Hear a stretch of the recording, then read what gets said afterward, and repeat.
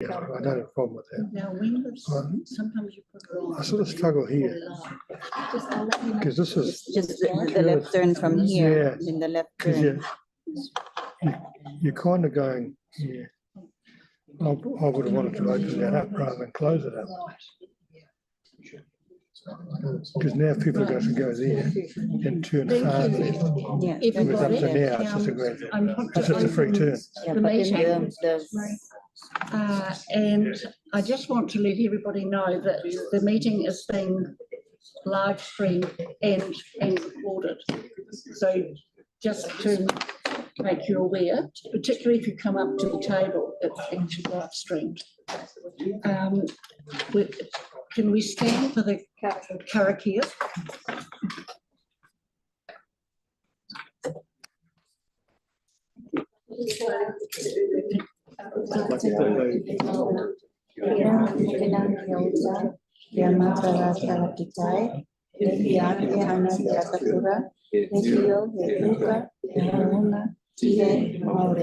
Thank you.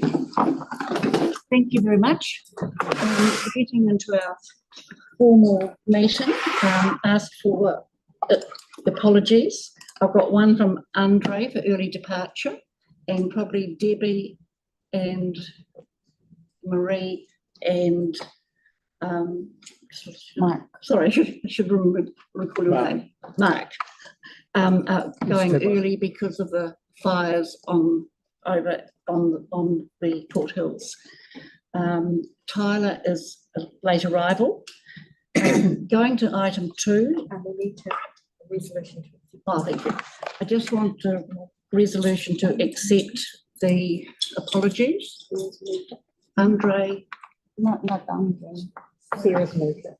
He's going early. It has to be somebody else. Yeah. So we'll have Hank and myself. Hank moved, I second. Sarah moved it. Sarah moved, Hank seconded.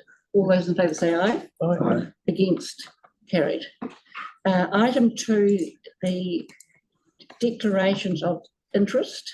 Has anyone got an interest in any item? Thank you. We'll go on to 3. Confirmation of previous minutes. Did you have an issue, Marie, that you want? No. Happy to move. Mark moves.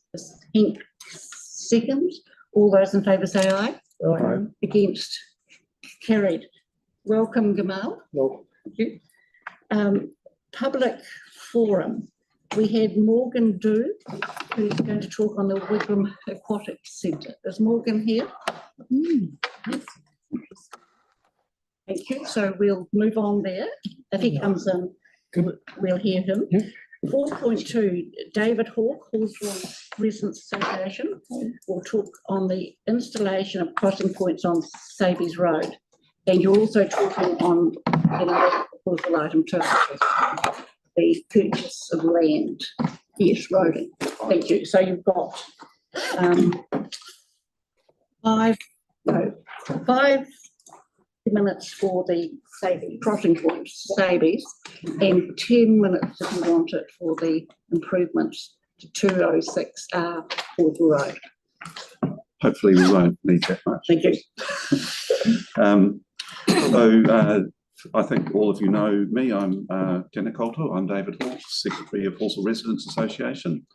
So thanks for the opportunity to speak to you today. So we want to express our support as a community organisation for the notice of motion before you today on improving the crossing of Sabies Road. So I'm sure that the mover of the motion will go through this, but let's just reiterate it. So for better or for worse, Sabies Road sees a lot of traffic ripping up and down, roads wide, and it makes it easier for drivers to get along and harder for people who want to cross. We know that Sabies Road bisects the enrolment zone for Halswell School, and we haven't worked out how many of Halswell School's roll lives to the west of Sabies Road, but it is substantial. And it will keep growing as more and more houses are added into that area. And it's not just Halswell School students, it's also Hillmorton High School. So giving families a safe option to allow their children to get across is really important. as well as the obvious safety ones. There's a lot of benefits of having children being able to walk, scooter or bike to school. So there's strong evidence that preschool activity boosts learning and it boosts community connectivity and well-being. So a safe route to school is something that actually cut down on car trips and help the city towards its climate goals. And we're really pleased that there's more than one crossing envisaged. It's a long road and you can't just have one and think you get away with it. One of the ones that's quite interesting though is some of you might wonder whether the new roundabout at Candies Road might take that traffic from Sabies Road and usher, so I'm reading from my notes, in some sort of low traffic nirvana. I don't think. We don't think so. The growth in Selwyn District will soon fill up Candies Road, and there'll always be plenty of people who think they can gain a few seconds by whipping down Sabies Road, left onto Halswell Junction, right onto Nichols, left on, and so on. So in summary, we think the proposal before you today is something that you should support with enthusiasm. We certainly do. So that's that one. I might stop you there and have questions just before we go on to your next statement to the board. Andre.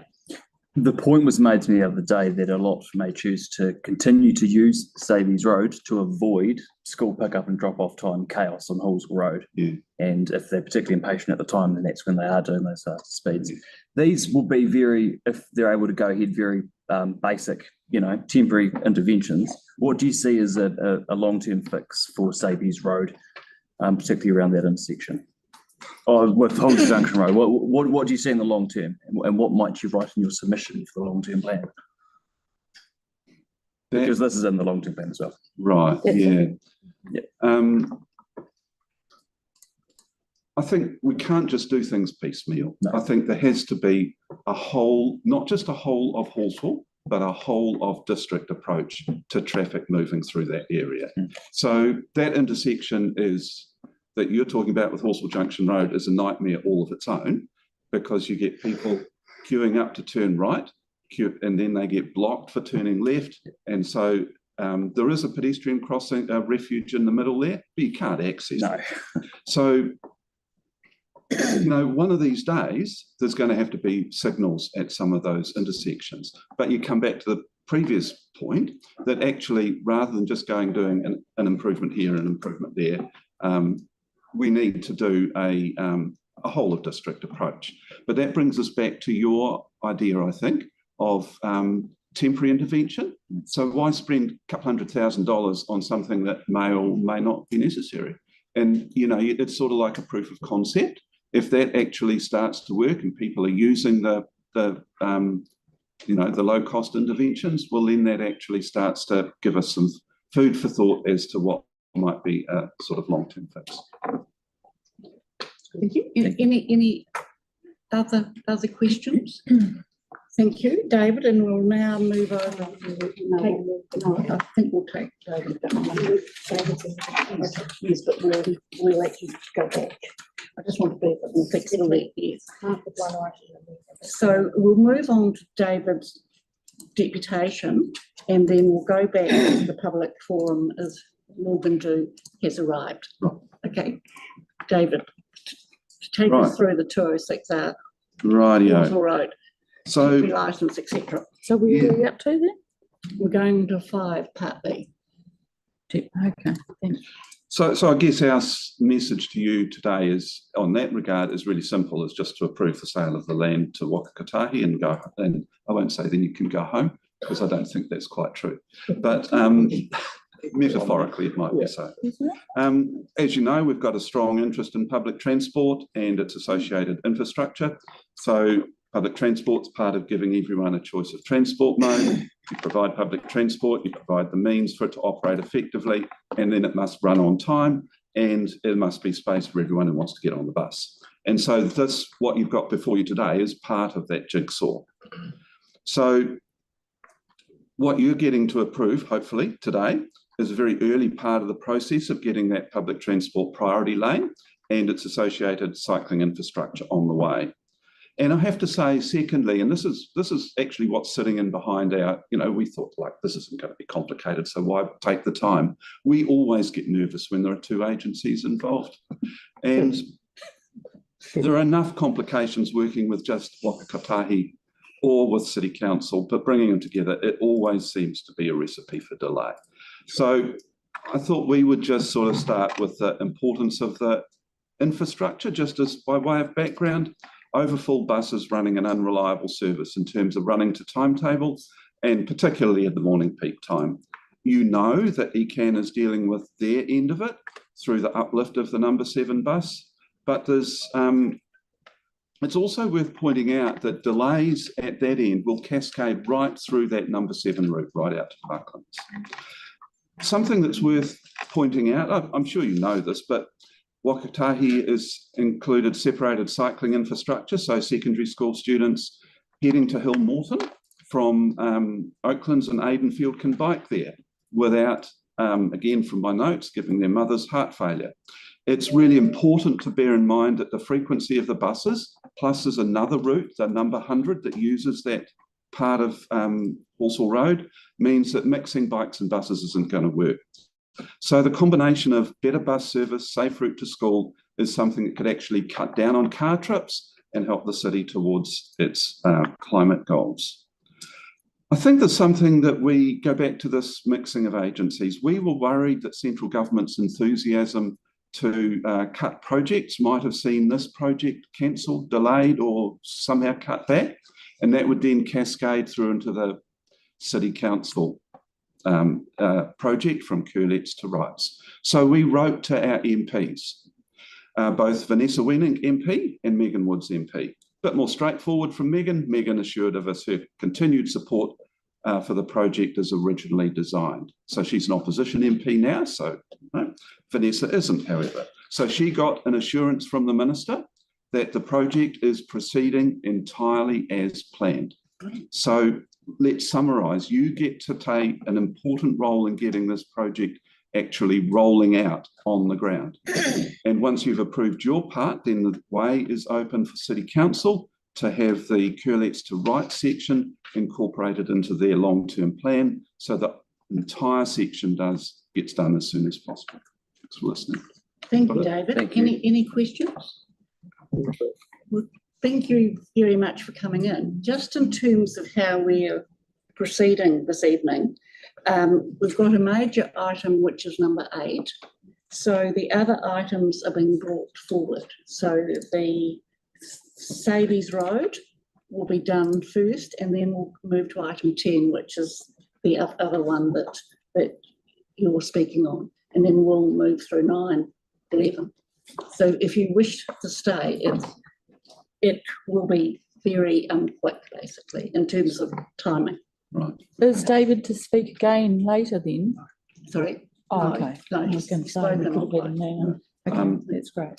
I'm actually going to leave you to it because Okay. I've had a full day. I've got another meeting running after this. Okay, So that's fine. yeah, but Thank yeah, you, thanks for David, your for coming time. in. Thank Yeah, you. thank you. Thank you. Now I'm going back in the order paper to go to the public forum, and Morgan, do. If you'd like to come to the table, Morgan, and you sit at one of the Well, chairs. I can't access the refuge. Hello, and I'm Helen Broughton, I'm chairperson, He said you and I've got 2 staff members on my side, and the other rest of the people are board members.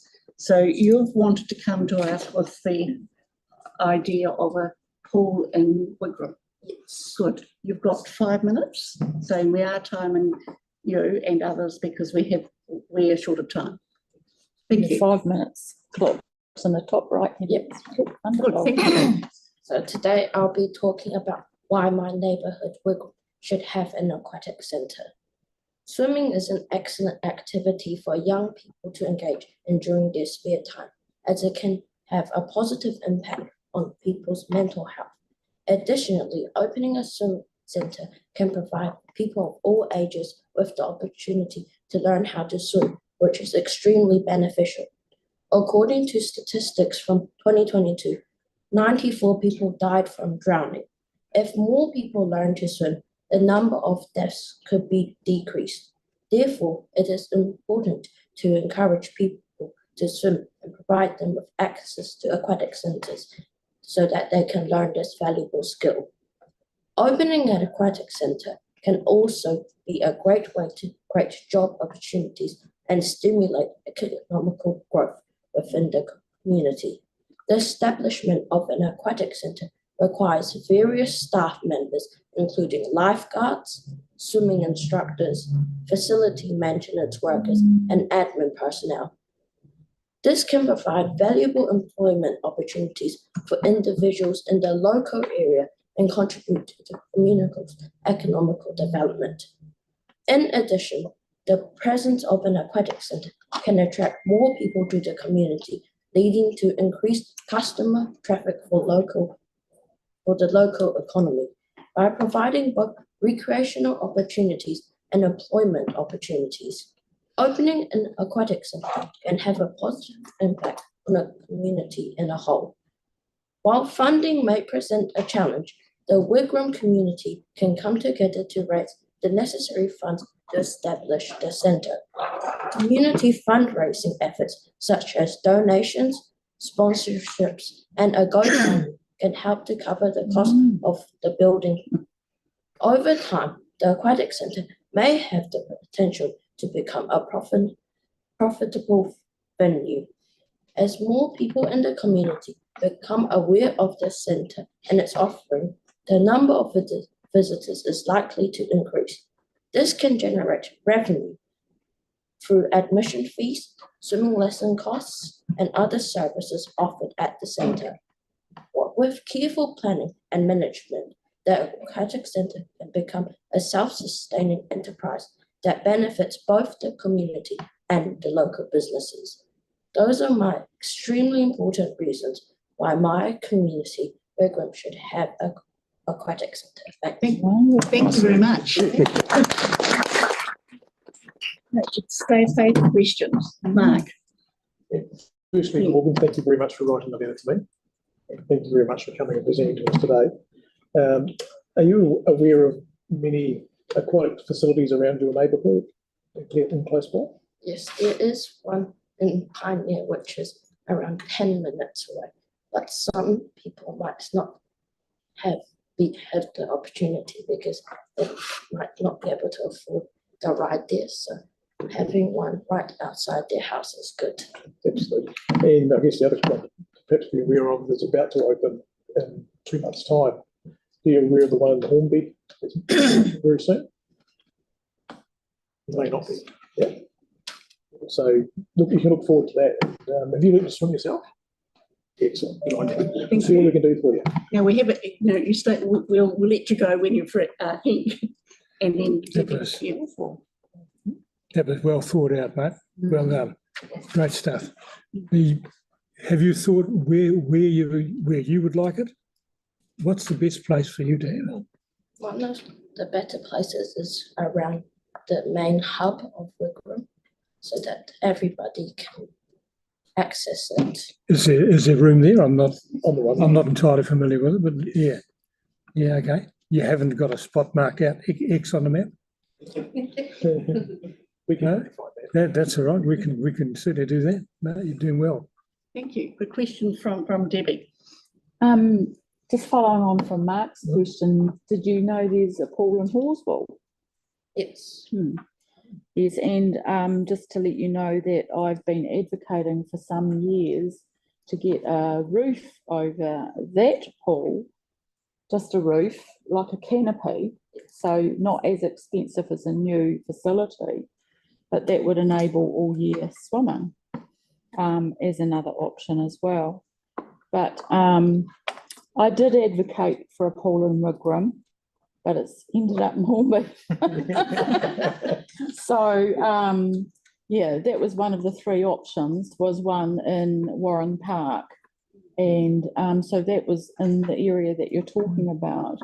So we had certainly looked at it, but I think you're after all of our jobs. I think that was an incredible speech. Well done. Well done. Thank you. And thank you. And I've got a simple question. Which school do you go to? Just to give me some sense. Is I go there to- any school pool close to you? Last year I was at Medbury, and this year I'm at Middleton. Oh, There's also another pool in, is it Aidenfield? So, in Yeah. Kings, Kings, No, Kings, Starfish, and around there as well, for lessons as well, the private lessons. Yeah, but thank you, that's Thank you. amazing. one last question from Sarah, or comment. Actually, King's Swim School is probably the closest on Main South That's Road, right, and yeah. there's talk, they're a private swimming school, but there's talk of them offering public sessions. They are. So that could probably be the closest one Yeah. at the moment. Watch the Until you space. become a councillor, we may not have one in Wigram as close by, but that could be what you I've could looked plan at on. Wigram. Good I on you. think they'll Thanks, revisit Megan. it. Thank you Thank you so for much, Morgan. coming in. You're very brave. Thank you. Now, the deputations, thank you. So we've got quite an item, big item on the order paper, which is item 8. We've got a number of submitters on that, making deputations, which allows you up to 10 minutes. And because it's quite a major item, we're going to hear the deputation, then go through the other items, and then come back to this issue and have a staff report. And then potentially we're going to shift it to another time in terms of our discussion on it, particularly as some board members have to leave because of in fact, the fire. So that makes sense. The deputations, then the other items, then back to this issue and in fact the staff report. So Josiah, sorry about that. Welcome. Thank you. And you have a maximum of 10 minutes, which includes questions. Thank you. Tēnā koutou katoa, te mana whenua o te rohe nai tuahururi, tēnā koe. Thank you so very much for reading my submission and inviting me to come and speak to it. Just as a wee summary, and for those who haven't had a chance to read it, maybe I see that the changes to the roading project out at Church Corner, I live down the road, I've lived there, I went to school in the area. I think it can be a win for civic inclusion as well as a roading change project. And so I think, just to recap what I said, I like the idea of closing that road up, part of the road up by the top near the Church Corner church, near St. Peter's. I think that's great for safety. Pulling out of Countdown there can be very unsafe, and the case I think was well made in the consultation material. The opportunity to have more green space there is really good.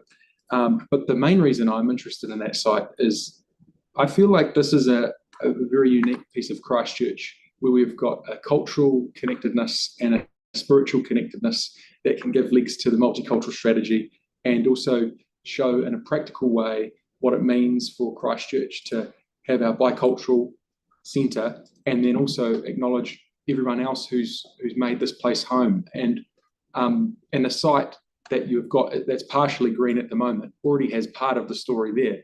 So maybe to delve into the details a little bit more. So as I understand it, on August the 9th, 1902, King Edward VII planted a tree on the corner of that site, and there's a plaque there which hopefully gets some TLC at some point from whoever's responsible, but it's looking a little bit worse for wear. Across the road, we've got the Chinatown Market, which this year I believe is 25 years old. So, a significant milestone of cultural growth in that site. And then many other indicators, like at St. Peter's, I understand there's a Korean service. We've got a commemoration of our war dead and our veterans through Ranadale. We've got the schools and communities around there that mean that corner site could be used for some sort of marker or something which ties the community more closely together in a physical way, which shows the cultural communities that are present. So I guess, I know it's not exactly maybe what this process is 100% about. You're looking maybe more at the safety improvements and things, but I guess as an aside, that's something I'm hoping you might be able to think about what, if any, influence you as a group can have in protecting that legacy of cultural connection, community that is, some of it's been organic and some of it's just carrying on, but maybe there's some sort of marker that can be put there that protects it for the future and honours that the Crown are already represented there by that piece, and maybe Ngāi Tahu can have something alongside the other families and communities that have made Church Corner, Riccarton, Upper Riccarton, Ilam, Hornby, our wider community home. So that's all I was hoping to say, really. Well, thank you. No, you're very welcome, and we've got the time for back questions. Have you got anything else to say? Or No. Or maybe just about the cost. Yes. I think get some good advice from our previous speaker about talking to the cost. But I guess I wonder if that's not such a big thing to be so worried about at the first instance. I think if there was a willingness, and it is your role, and I'm not 100% sure to earmarcate some form of cultural connection piece there. Maybe we as the community can work on that later, but it's just that, do you think that that's an important part of leaving space in the project? Is maybe more what I'm interested in at this point. Yeah. Good. Thank you. Questions? I think. Yeah, you talked about Rounderdale. Yes. My understanding is it's up for sale, it's closed. Yeah, but I don't think that means that the legacy and the heritage should be wiped away. I mean, no, but the building might disappear. Yes, so and that's another reason to absolutely. I'm not denying that for one moment. I'm just saying that if the building disappears, great care will have to be taken to preserve something of what you're talking about. Yes, and the library at the moment been out of action for a long time, and we don't quite know, and for very important reasons. But those other markers have got to be protected too. So there's a whole story, and it might not be something expensive. It just might be a story, like you see with the rebuild of the fixing at the old stadium site. We've got the boards there, which got to show our regional sporting heroes and the other things that's kind of maybe what I'm suggesting, but something. Yep. Yeah. That's good. Very good. Yep. Okay. Any other questions? Well, I've probably got one. So you see the church and you see the housing, and do you see us doing more green space there? Well, I think if I read the plan correctly, with that road closing, there's going to be a bit more green space because it connects the bit that's already there with a bit more. And so, because that, from my perspective, when you're going past on the bus or we're walking about, that then becomes the focal point for the centre of the community. And so let's give it something that makes it feel like the centre of the community and something that anchors all the cultures and peoples who worship, connect and remember. Yeah. And you live on that side? I live on the Ilam side by Dovedale, by the university. By the university. Yeah. Okay, thank you. Any further questions?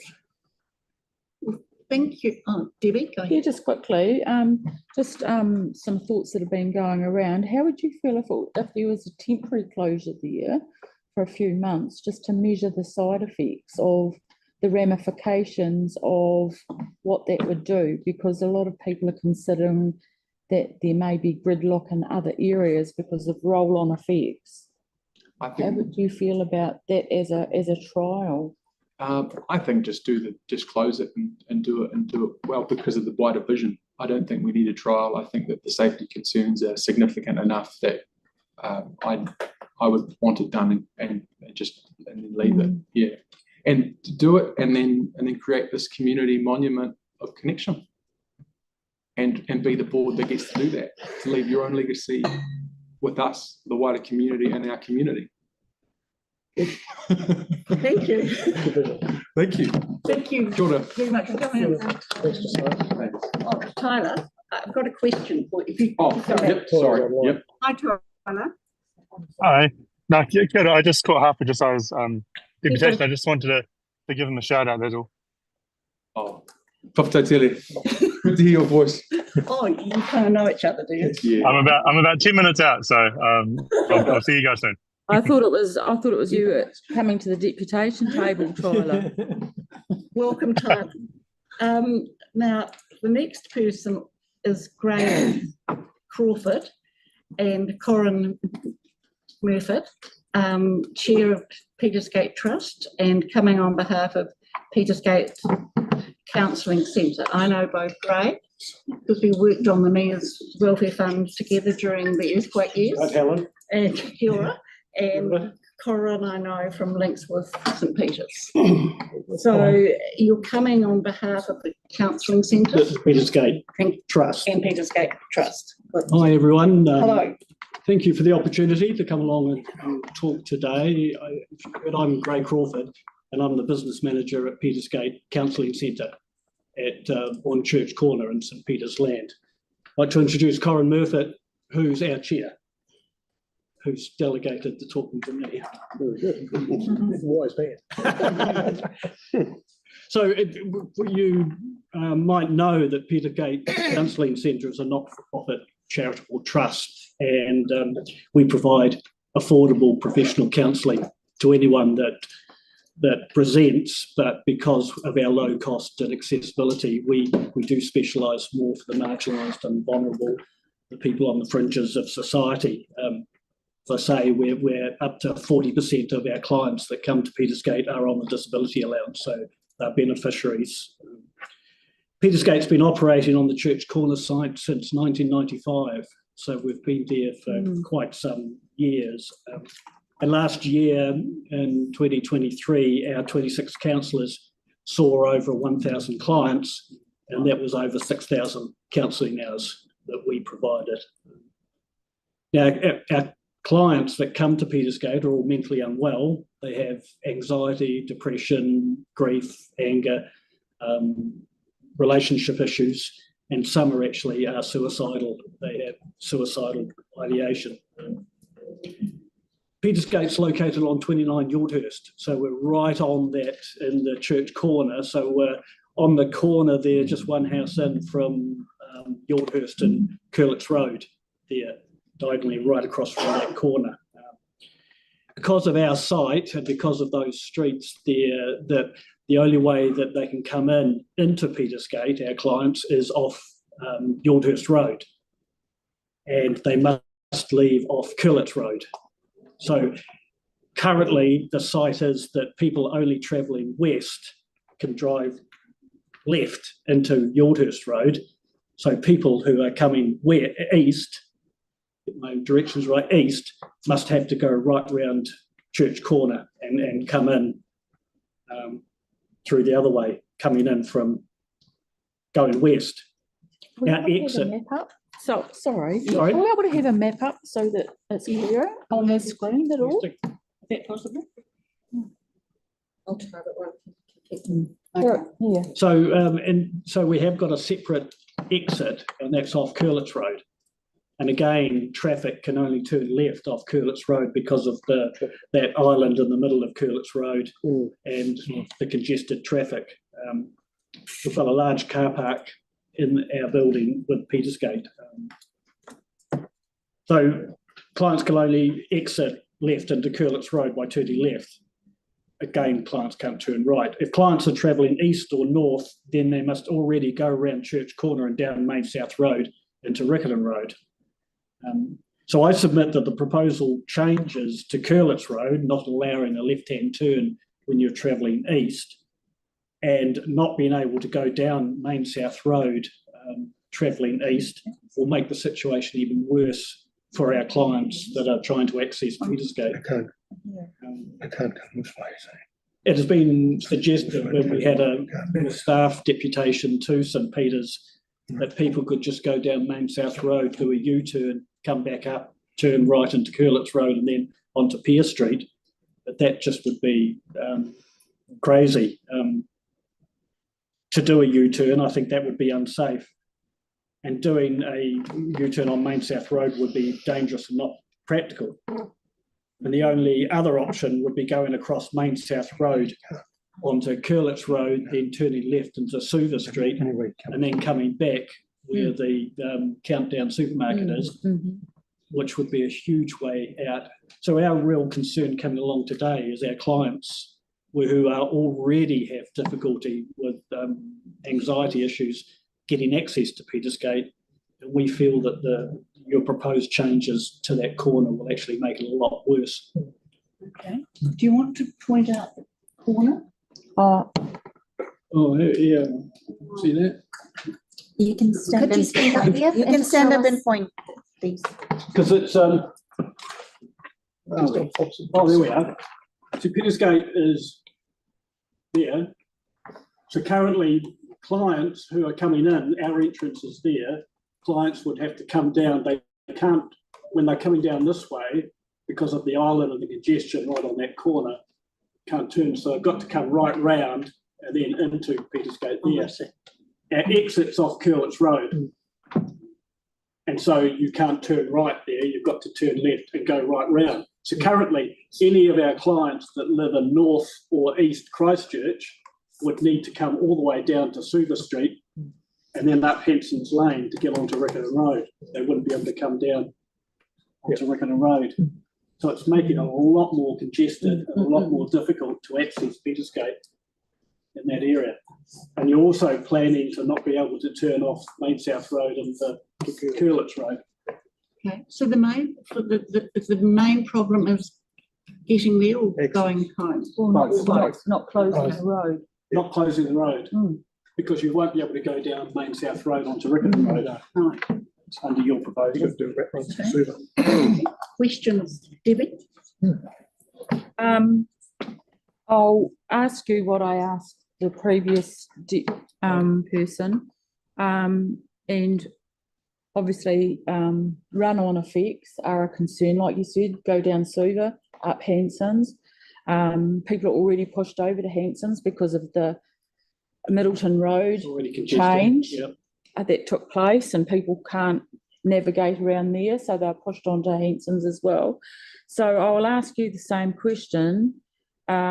Before any permanent closure, would you prefer a temporary trial roadblock so that there can be a measure? I think it was suggested to me that maybe 3 to 6 months, so that there can be good measure of the effects. And when I say temporary closure, it would be using the bollards, the plastic things that we have on the road, so that there can be a good measure of the effects that you're concerned about. Would you prefer that than a permanent closure? See, my big fear, and from past experience, that temporary measures awfully become permanent measures very quickly. That they get put in as temporary measures, then just the fait accompli, it just continues. So if there was a specific time frame for reassessment at the end of that temporary measure. Yeah, I understand that's the case from discussions that I've had. And I mean, I know it's not a cheap option either to do a temporary structure, but my thoughts are that it would be better than putting a permanent closure and then having to undo it because there's severe impacts. And so I think we'd probably need to trust that temporary closure so that we could get good measure. And I think that's the reason from discussions that I've had, that's why it would be 3 to 6 months to get a good measure over that period of time as well. Would you prefer that rather than... Our submission's really to say that we disagree with the current, that we don't want, even on a temporary measure, we don't want the changes that you're proposing to that church corner. Because it would still... And that it could be easily fixed by alternative roundabout or traffic lights or whatever. Thank you. It just will affect our clients in a serious way. Now, can I get a slight extension of time from the board? Sure. Yeah. I'll move. Second. Debbie second. All in favour say aye. Aye. Right. Thank you. Sarah, then I think Henk, and then myself probably. Yes. Thank you. Sarah. I'm just curious to know if you would see any advantages at all with the proposed changes to the layout. I agree that church corner, when you're going down Main South Road and you hit Riccarton Road and those two lanes merge together, and then if you've got to go down, then turn, which I do, down, is it Waimara Road or Waimara Road? I get those two mixed. You've got to change to the left-hand lane. It can get quite difficult. So This seems to be a sledgehammer to a... So the lanes they're in favour of? Yes. Reducing the lane? Reducing the lanes. Okay, but not the... Not the change, blocking, making the Main South Road one lane. Okay, that's it. Thank you. Thanks. Got a question from Hank? Is there any way that you can take your exit and make it into a secondary entry? No, because Why not? normally going down Curlett's Road, it's quite congested and you've got, It's fun, isn't it? because there's Waimari Road, there's got traffic at the moment. I've got to go down Pierce Street There's an and I have tried to pull into that Curlett's Road, which is our exit, and you get irate people behind you. Looks like there's an island as well along. Yeah, Curlett's. yeah. So that's not practical. Thank you. Mark? With the proposal, they're talking about closing off that exit main south onto your way. Yeah. Would you think it'd be more practical? At the moment, they come Look at a up left there. only exit there, so you could at least turn left up Northwich Road to exit. It could be another option. Yeah. Can you repeat that, Mark? Sorry. So we're, instead of closing off the end of main south Make onto it your turn house, left only. Yeah. we have it left only, so you can turn left up Yordhurst, but you can't go right onto Riverton. Yeah, left in, left out. Yeah, Just left out. But in that, Well, it's only a left. if that's the case, why wouldn't you just leave it as it is? Because it's actually okay. Because to it's be right taking there. out the right turn. No. It's Can the I right just attitude. bring people back to the meeting? Yeah. So, Sarah, have you got a question? That's a good I've point. done mine. You done yet? Oh, Tyler, sorry. Go ahead, Tyler. Hi, I'm just aside. I've just got a question around the consultation. And have the traffic staff talked to you yet about any alternatives? Tyler, can we save that for when staff present this report? Look at us. Yep. Well, Yeah, we can do that. Man, look, We have had, yeah. Have you had dialogue? honestly, we have had a staff deputation come and talk to the church, the preschool and Petersgate. We were not happy with the presentation made, so we did meet with Helen and you, and we requested an alternative meeting, which I found was a lot more beneficial and a lot more receptive to our concerns. Okay, thank you. Helen, if I could speak, Sorry, please, yes. there's no doubt that changes need to be made. And I've lived in Brake Street now for 72 years. I was Vicar's Warden for Peters for 37 years, chaired Petersgate now and instigated for the St Peter's Preschool.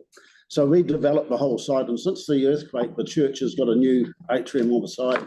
We have fever concerts once or twice a month. And the amount of traffic coming into out of the church is just got enormous. And we're, at the moment, this is actually going to put a stranglehold on it for traffic coming and coming.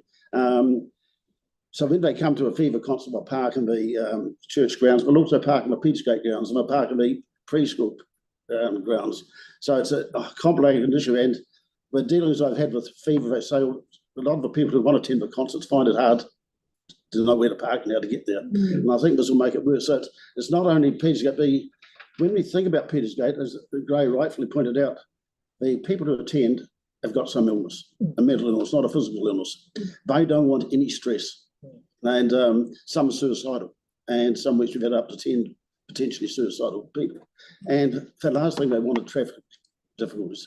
And they're probably not capable of coming by bus. So it's not an easy situation. And as I said, even though I can see change is needed, it's got to be something which is good for everyone. And so we do have to look at it fairly carefully, I think. Thank you. Yeah. Thank you, Corin. I'm aware you've been involved with St Peter's a long time. Does the church have any comments on this? Same as I've just said. Same. I mean, now we can only park on one side of Main South Road now, on the northern side, not on the church side, the northern side. So what we're doing there, what you anticipate doing, won't make any difference to that parking, that'll stay. But we do have people coming to church who have exactly the same problem. But as you all know, church congregations are getting older. Yes. And so they have difficulty knowing where to go and what to do. So it won't make too much difference to the parking onto the church, but there's a high chance, I would think, that Petersgate, the church, and the preschool may have to work out a whole way to change it, exit from the place. Now, before Gray's time, we were told explicitly we can't have another entrance onto that Curtis Road extension. I think that was Transit New Zealand who told us that we're going to have one out. We do have another gate there, which is always permanently shut. But what may happen, we might have to have a preschool or Petersgate, or all of us using that one exit going out if we can't get onto Main South Road and turn left and have to turn right. Because as Gray said, either you go up to the roundabout at Sopra and turn and come down Blenheim Road, or you go down to Curtis Road. Okay. And so, it's not easy, it's complicated. Okay, thank you very much. I've got a question from Vic Marie. You do have a hand up. Has anyone else got a question? Yeah, I do. Thank you, Tyler. Go ahead. Kia, and just in that, what you just said, you said that change was needed. What change would you envision for that area that is needed outside of what you'd like to not change? Well, I have to be honest, the main change I think has to be that intersection of Main South Road, Riccarton Road and Yalhurst Road. I mean, as I said, I've lived down Brake Street for 72 years and there are always accidents. Yeah, we know it's a potential life-threatening situation. But what I think is we've got to look at it another way. Whether the temporary idea is to see if it does work, is something perhaps we should do, Ray, but I don't know. But we need to do something, but certainly something must be done with that corner. All that area, when I was a kid, all that area is paddocks. Now, if you travel down Bowen Street or Leslie Street or Brake Street, there's only one-way traffic virtually because every car pulls over so the other way can go past. So it's the whole area is, and I'm in my written submission, I did suggest that, but perhaps it might have to be one way. And so the whole area is difficult. Isn't this amazing? You're Good to know. He's still online. He's still online. Coram and Gray. Sorry, you were just around the corner, were you? Yeah, it's just a car park. Yeah, I was on my way. Yeah, sorry, that's. Wow, what Technology, right? So, any further questions? Well, thank you, gentlemen, for coming in. Thank you very much. Appreciate it. And you are a very important triangle there. Absolutely. Thank you. Now, we've got Liz Orr, who's a teacher, who's coming to speak to us on St Peter's Anglican Preschool. And I just admit that I went to an opening about 3 years ago where the preschool opened, and it's multicultural. And I think it's done very well in terms of both numbers and multi and children from different races. So thank you, Liz. You've got about 10 minutes. Thank you, Helen. Kia ora koutou, ko Liz Orr aho, ko no St Peter's Anglican Preschool aho, tēnā koutou, tēnā koutou, tēnā koutou. Thank you so much for the opportunity to be able to come and speak in person. I'm a great relationship person, so for me, there's nothing that beats face-to-face. So it's some of you I've met, some of you I haven't. So a little bit about the preschool, as Helen has indicated. We opened in August 2019 on the grounds of the St Peter's Anglican Church complex in that triangle, a few doors down, a couple of doors down from where Peter's Gate is, back towards the main intersection. We are licensed for 44 children.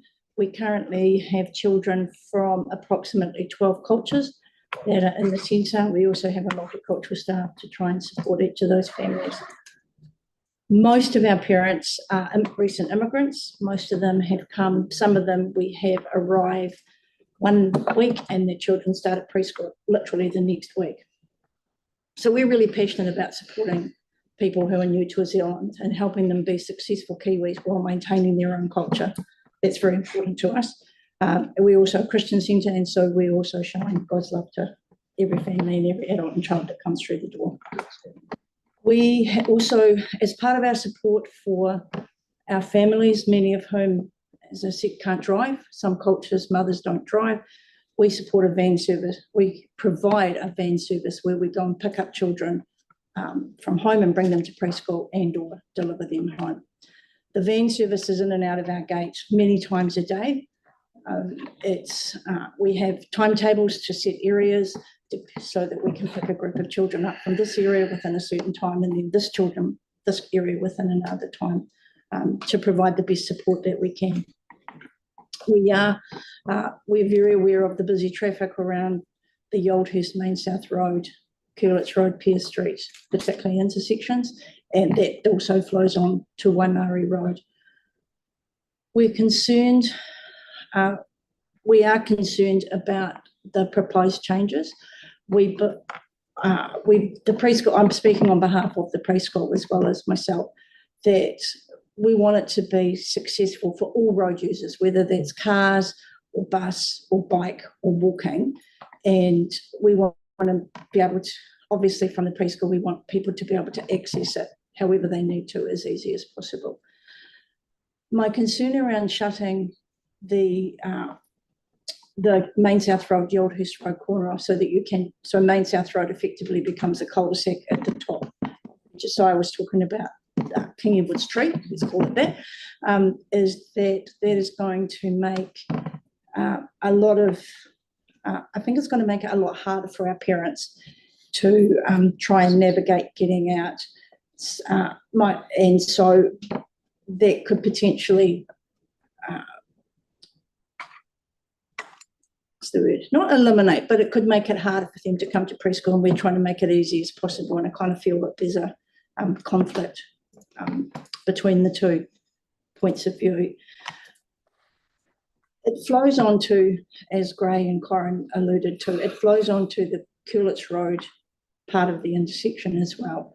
Traffic can back up there. It can be very hard to get through that quite small piece of road, really. And the same from the Main South Road, Riccarton Road corner up to Waimari Road, just because of sheer congestion.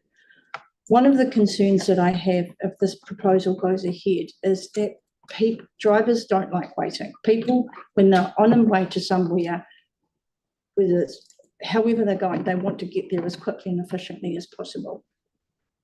And so we know that Hanson's Lane has become more congested, as Helen alluded to, with the closing, with the alterations in Middleton Road.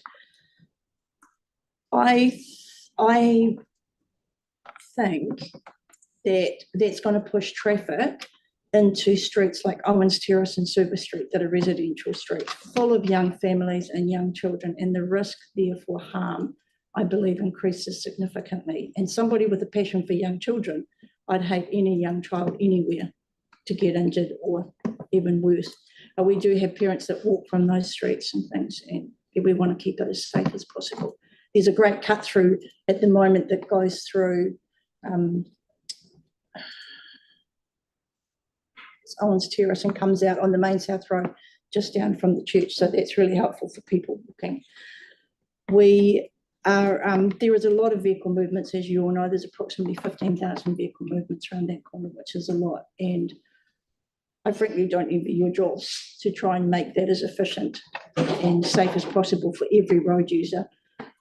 What the main intersections, Waimari Road concerns me as well, because it is the short piece of road. My main concern is with the Main South Road, the Old Hurst Road, Riccarton Road corner, and the Coolitz Road, the flow onto Coolitz Road. And I'd like to amend, as somebody has suggested, that you keep a left-hand turn from the South Road onto the Old Hurst Road so that traffic can still flow in and out. One of the from a personal perspective, because of our van, we do have a time schedule for that, and that's just an example of one vehicle that goes in and out the door and out that gate and around that corner several times a day. That then it would at least mean that the van or parents or whoever can actually get in and out, and also our staff as well. We have to try and, we want to make it as easy as possible and as safe as possible for them to get to preschool. So that's basically all I wanted to say, is to just talk on behalf of the preschool, let you know who we are and what we're about. I've got a question. Do most of your parents come by car with their children? Yes. Yes. And they come in that main entrance? Yes. Park? Yes. Drop the child off and then drive out. And some go either way. Like, I have never stood at the gate all day and find out how many go that way and how many go that way, but they definitely go both ways. Thank you. Mark, you had a question? Yeah. So I heard you mention there about the left turn only at Main South on the Alderhead. So you'd be quite open to exploring that as a possibility. Very, as a way of keeping it safer and more and keeping it accessible. Absolutely. Thank you. Andre and then Sarah. Thank you. Would a left turn there potentially create an additional safety concern like what it would on Suva that you've mentioned for Angela Street and Brake Street? Because people would turn left there, then they'd turn right into Angela and Brake Street to get themselves back onto Riccarton Road. You can't, if you go around there, you can't turn, I always forget which one is first and which one is second, whether it goes Brake and then Angela. It says Brake, thank you, Mark. It goes Brake and then Angela. You can't actually turn. So from Yoldhurst, you wouldn't be able to turn right into Brake Street or Angela Street? Is there a median? No. Yeah, because there's an island there. Pedestrian island. Yeah, I think, yeah. Is that for both of them? Okay, so you could They're from not Brake Angela. Street. Okay, understood. We've finished, Andre, or other Yeah. questions? Well, would that be a concern for you, like it would with Suva Street? If cars were turning right into Brake Street, because they'd be going that way to run to Riccarton Road. They Um, would. Rat run anyway. They would, but A, there's a safety platform there would make a big difference though on Brake Street. That's why temporary closure. Okay. Kind of measures it. We'll come back in Sarah, then Debbie. Regarding the other proposed changes, like Waimari Road,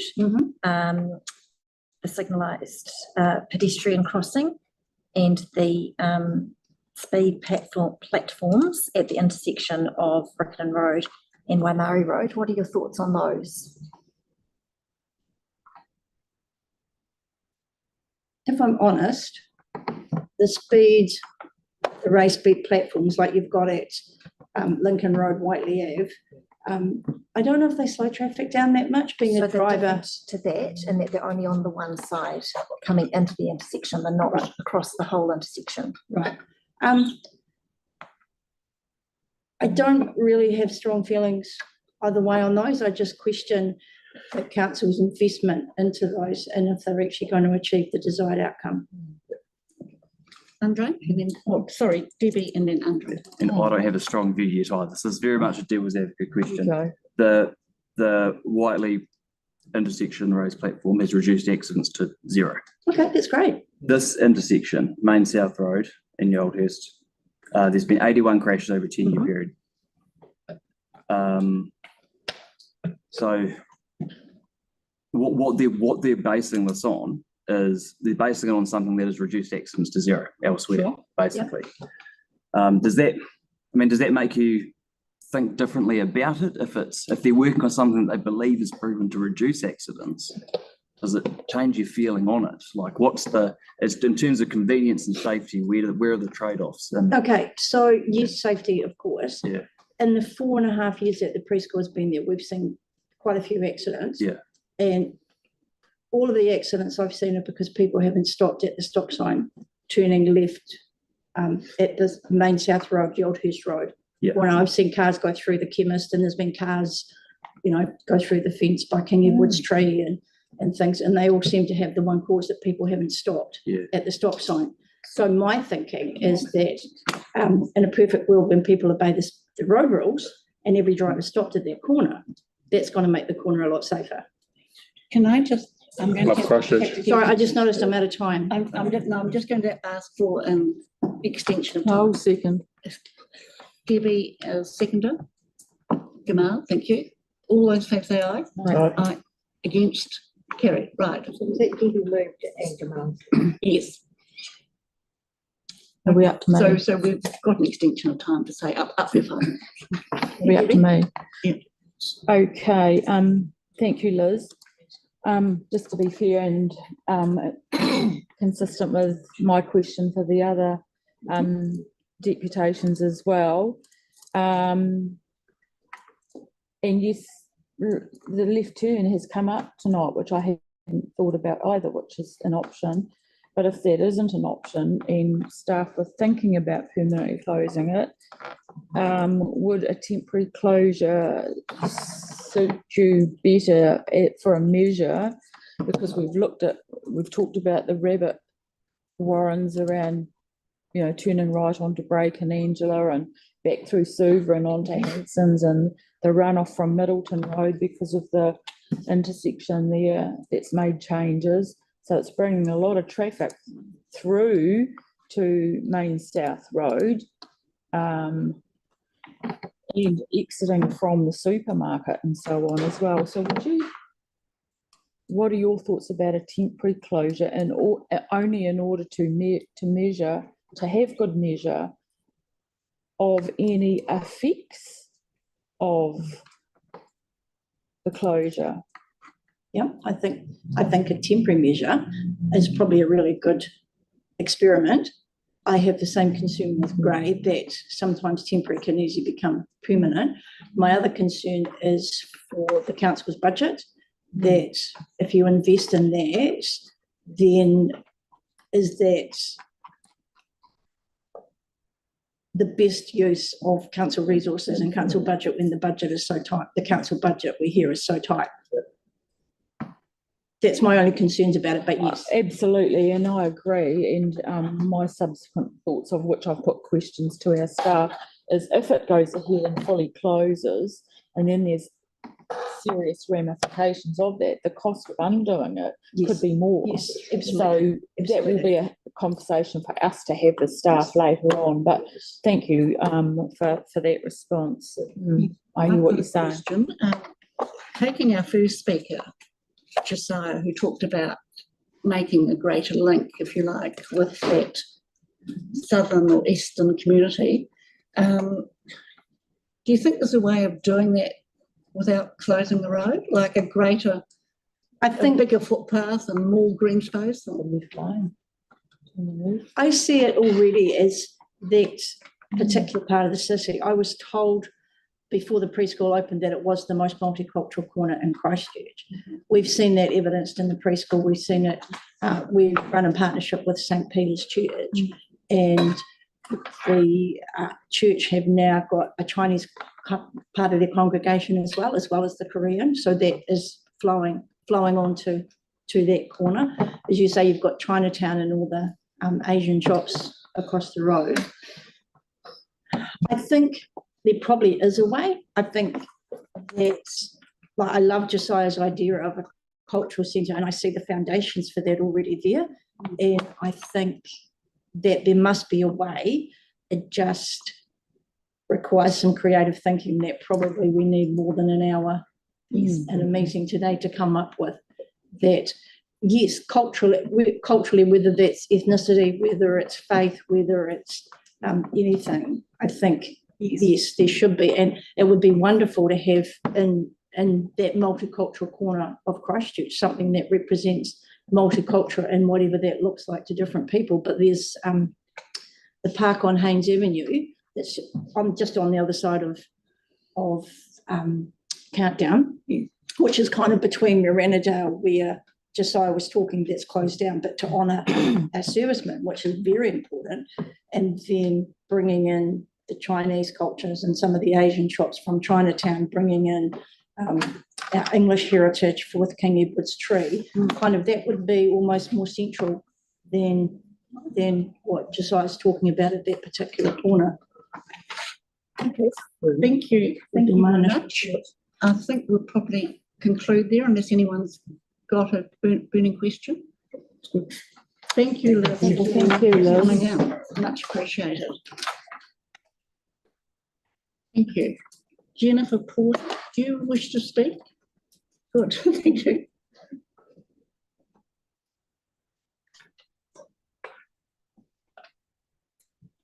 And I've just been told by staff there's no way I can extend reputations.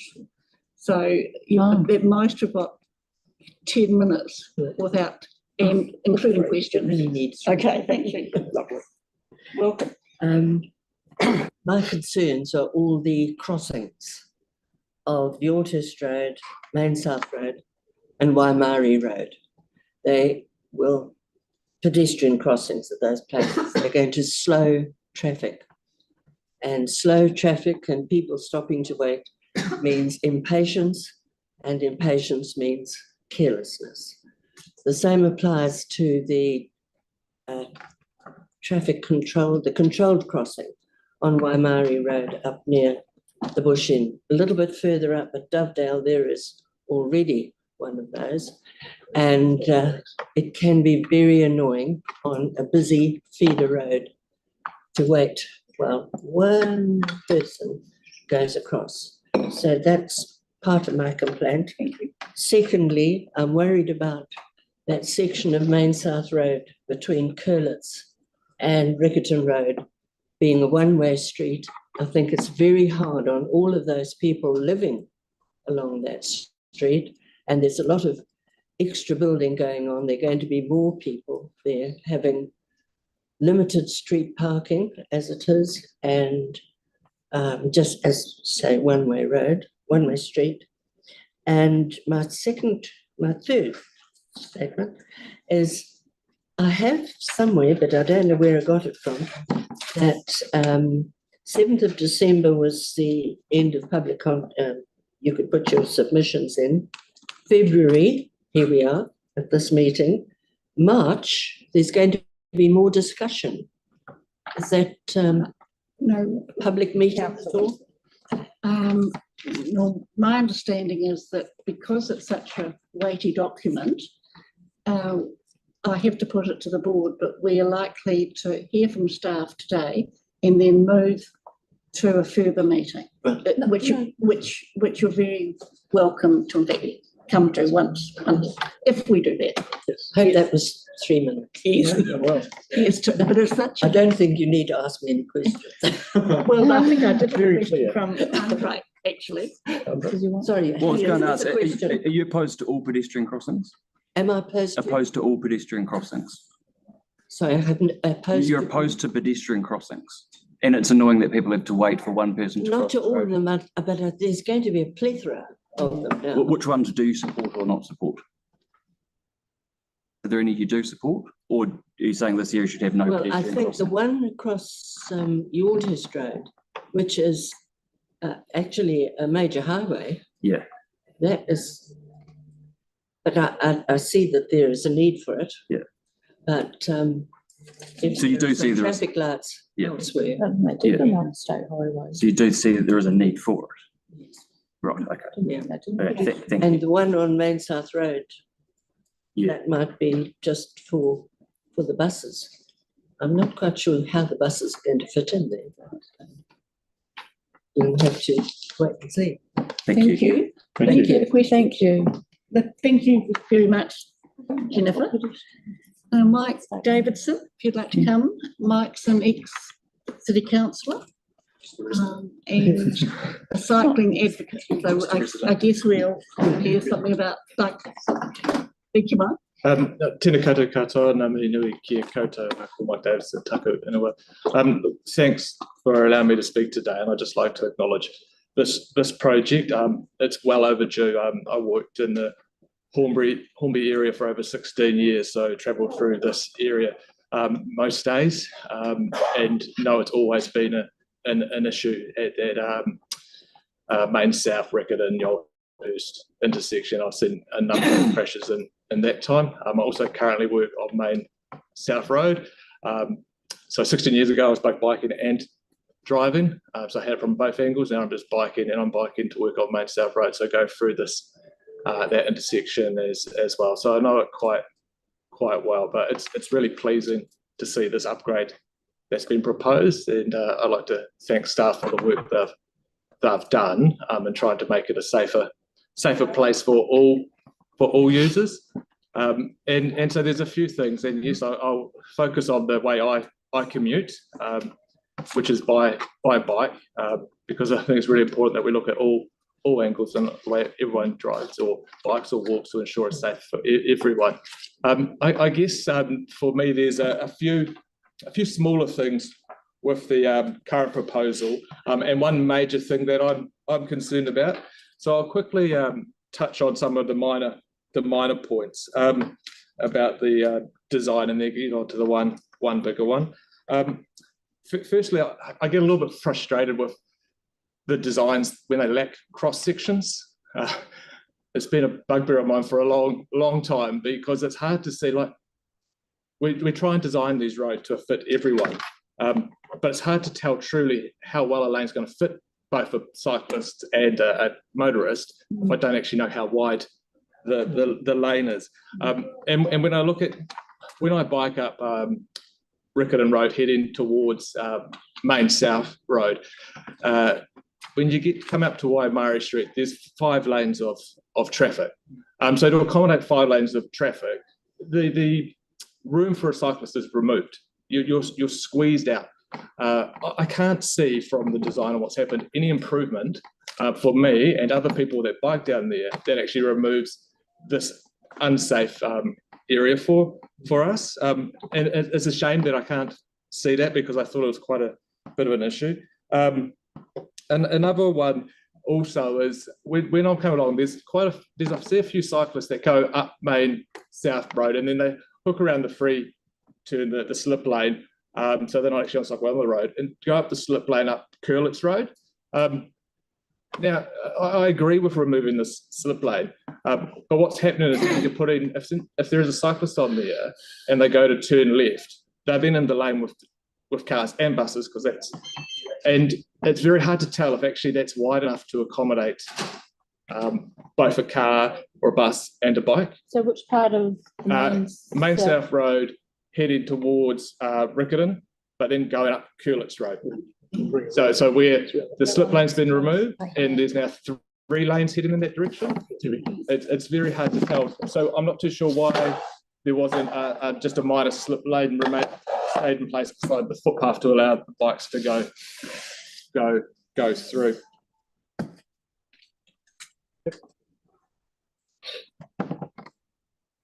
The other thing that I've noticed that's existing on the shared path at the moment is there's speed humps, which are designed to slow down cyclists as they approach driveways.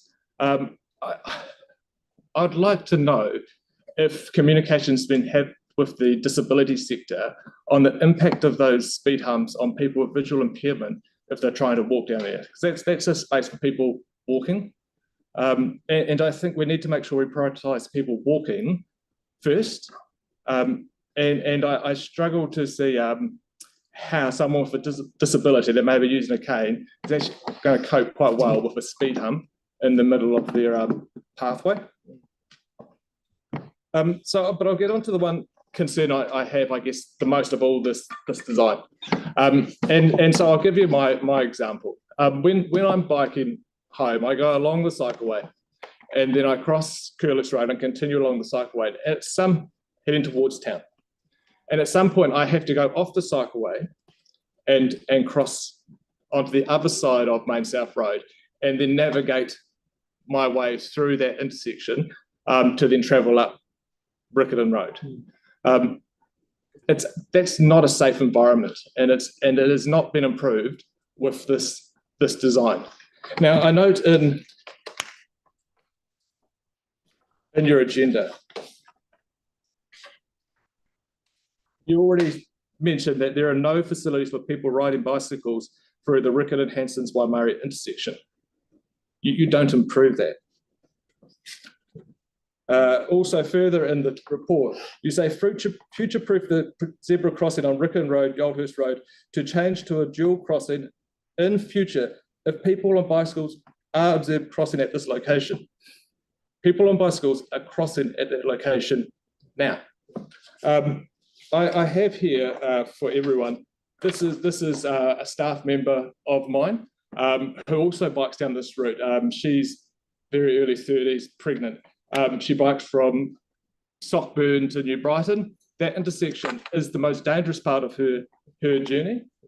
Are you talking about the Hanson's Lane? I'm talking about the Goldhurst Main South Riccarton Road. Yeah. So she's having to do the same thing, come off the cycleway, get across to the other side of Main South Road, then navigate that intersection. And she is, there's one each. And I spoke to her about this, and she said that is the most dangerous part of her journey. And like as her boss, it concerns me that I hear that from a staff member. And I would think as a road controlling authority and governance, you have an obligation to ensure that all road users are safe.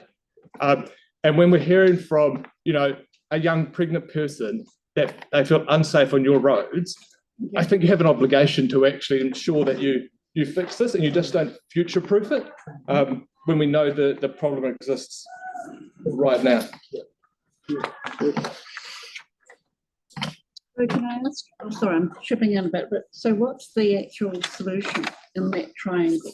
Oh, so in terms of cyclists, Yes, it's in terms of cyclists. yeah, it's the dual crossing. So you put it in a pedestrian crossing. However, and I think it was one of your options in your report, an option 2, to put in a dual crossing. So I'm not too sure why you've moved away from that as a solution to make it a safe way for cyclists to actually get across to the other side. At the moment, you have a shared path. You've got a little local connection in there, but it just goes to the countdown. From that cycleway, the bush and centre is a key activity area for, it is a local connection. But if you're on a bike, you cannot get there safely. And so I'm not too sure why we're not making sure we can actually improve that, because when you look at the current design as proposed, it's not much extra cost to put a dual one in. Now, already at the corner of Riccarton Ave and Deans Ave intersection, there's a dual crossing. So I go through that quite often, and it works. And I'm sure staff are the experts in this, and they may have reasons, but I just can't quite understand why we're not providing a facility there that actually makes it more safer for cyclists, because all the evidence shows that if you provide cycling facilities, more people bike. And the more people that we have biking in the city, everyone starts to win, right? There's less congestion, there's more safety, the climate wins because there's less emissions. There's just one last thing before I get to questions, is in the map, there's a safety platform for the Old Hurst Road, but it doesn't appear to be a safety platform for the main South Road. And I would have thought you'd try and keep the same type of transition facility for both. Thank you. Got a question from Mark. Yeah, in the way of making better cycling safe areas, would you think perhaps something like the Park Terrace bollard might be useful in there to help give some delineation? Oh, look, I think you've pretty much got a good facility in there, right? You've got the shared path already there. You've got the major cycleway. You've got the shared path. It's actually just getting across, if you're biking, to get across to the other side of Riccarton Road. Riccarton Road's a little bit hit and miss at the moment. There's some really good parts and there's some pretty shocking parts. And it's always going to be difficult at intersections like this. But, you go up to Clyde Road, that's terrible as well. I think you struggle to do much more once you get onto the Riccarton Road in that intersection. And the best you can do is cycle lanes. But yeah, it's pretty close to being okay, but it's just missing that extra. Yeah. So where are you? Oh, sorry. Yes, go ahead. So where are you wanting the dual crossing? Where the proposed pedestrian crossing is. Yeah. So there's 2 pedestrian crossings there. I believe they should be dual crossings for people biking. Then the person biking can stay on the cycleway, jump onto the shared path, and then cross over. And therefore, they're in a much safer environment than what currently exists, where they're having to try and navigate many cars to get across to the other side of the road. So thank you. I'll probably just have to wind things up, but you've got one more question. Well, just a quick one. So if we didn't close that corner off, as you would have heard, other suggestions, or just had it left there, a turning left, would you propose that you can still have a dual crossing? Yeah, I think staff will have much more idea of how the modelling was with the left-hand turn, because I saw that was an option as well, and there may be a reason why they didn't want that. I can't imagine there'd be too many cars using it, and sightlines would be pretty good. And I can't see why you're still going to have a dual crossing to the right-hand side of a left turn. So that's just my opinion. So I just want to give another question, Deb.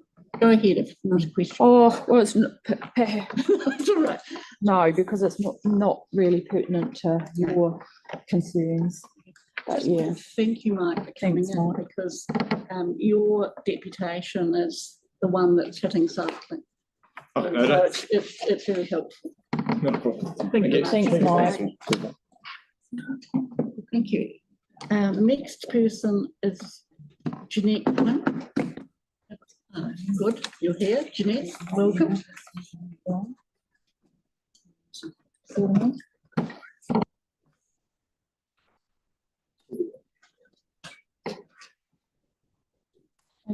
Chase it off. Oh, can it? Oh, I might get this all stuffed up. I hate being in front of a pile of people. So I'll Thank keep you. my head Thank you for down. coming in. you'll be fine. Okay, the request that was put in for a raised bump in Bowen Street on the intersection of Pear Street, I reckon that's a marvellous excellent idea, but when that is done, could you please arrange for the bumps on the intersections of Angela Street and Brake Street to also be increased in height? It would be great if you could do something like they have got down Island Road near the university sports fields. They really slow people down. Bowen Street has become a detour for trucks, cars, everything. They will come down Pear Street, shoot along Bowen Street down to Waimari Road. And the reasoning for that is they then miss out on 2 to 3 sections of traffic lights. And the traffic is getting more and more dense on Bowen Street. We have just had 10 new buildings put up next to me on a side driveway. That has added 10 new cars doing Bowen Street each day. We have got next to them 3 buildings that have got renter rooms in it and students in there. There's usually, out of the 18 units there, there'll be 15 cars at least coming in and out, and a lot of them have to park on Bowen Street itself. We do not have any pedestrian crossings in Bowen Street, and this is causing a bit of an issue for a lot of elderly people. We've got a lot of older people and some that aren't quite as agile as others that have got their walkers. And if they go to the shops, the doctor, the hairdresser, and it doesn't matter whether it's a shop at Bush Inn, Church Corner, or round in Pear Street, they have to cross the road or cross the street. You've also got the students going to, there's the Riccarton School, the school down the road, Maria. You've got the primary school kiddies, you've got the universities, and it's a case of a lot of them, they have to make their dash across the road. There is, just past on the east side of Brake Street, there's what I call where you've got your little breather island in the middle of the road, where you can do your dash across an unmarked stretch. You get into that breather space, check to make sure there's nothing coming this away or that away before you make your dash over the road. And when you see some of the elderly who've got their walkers and they get halfway and they're before they can make the rest of the journey. There is a curve, slight curve on Bowen Street at the Brake Street section. You've got the cars that will come tearing along. They seem to think that they have the complete right of way, and if you don't move fast, you're in their way. They don't seem to give a toss. Unfortunately, I'm not silly old obstinate bitch, and I do take my time walking across. My theory is most of them have got Asian cars. I will redesign the pattern of their car. That will be their issue to deal with. When you get down to Waimari Road, on the north entrance to the Bush Inn on Murray Road, which is an entry only, you can quite often see cars coming out of that entry point. And it's nothing to see 2 cars, one behind the other. And it means the first car, or the car might have to do a very sharp left-hand turn, which I might have difficulty with. Others will do a right-hand turn.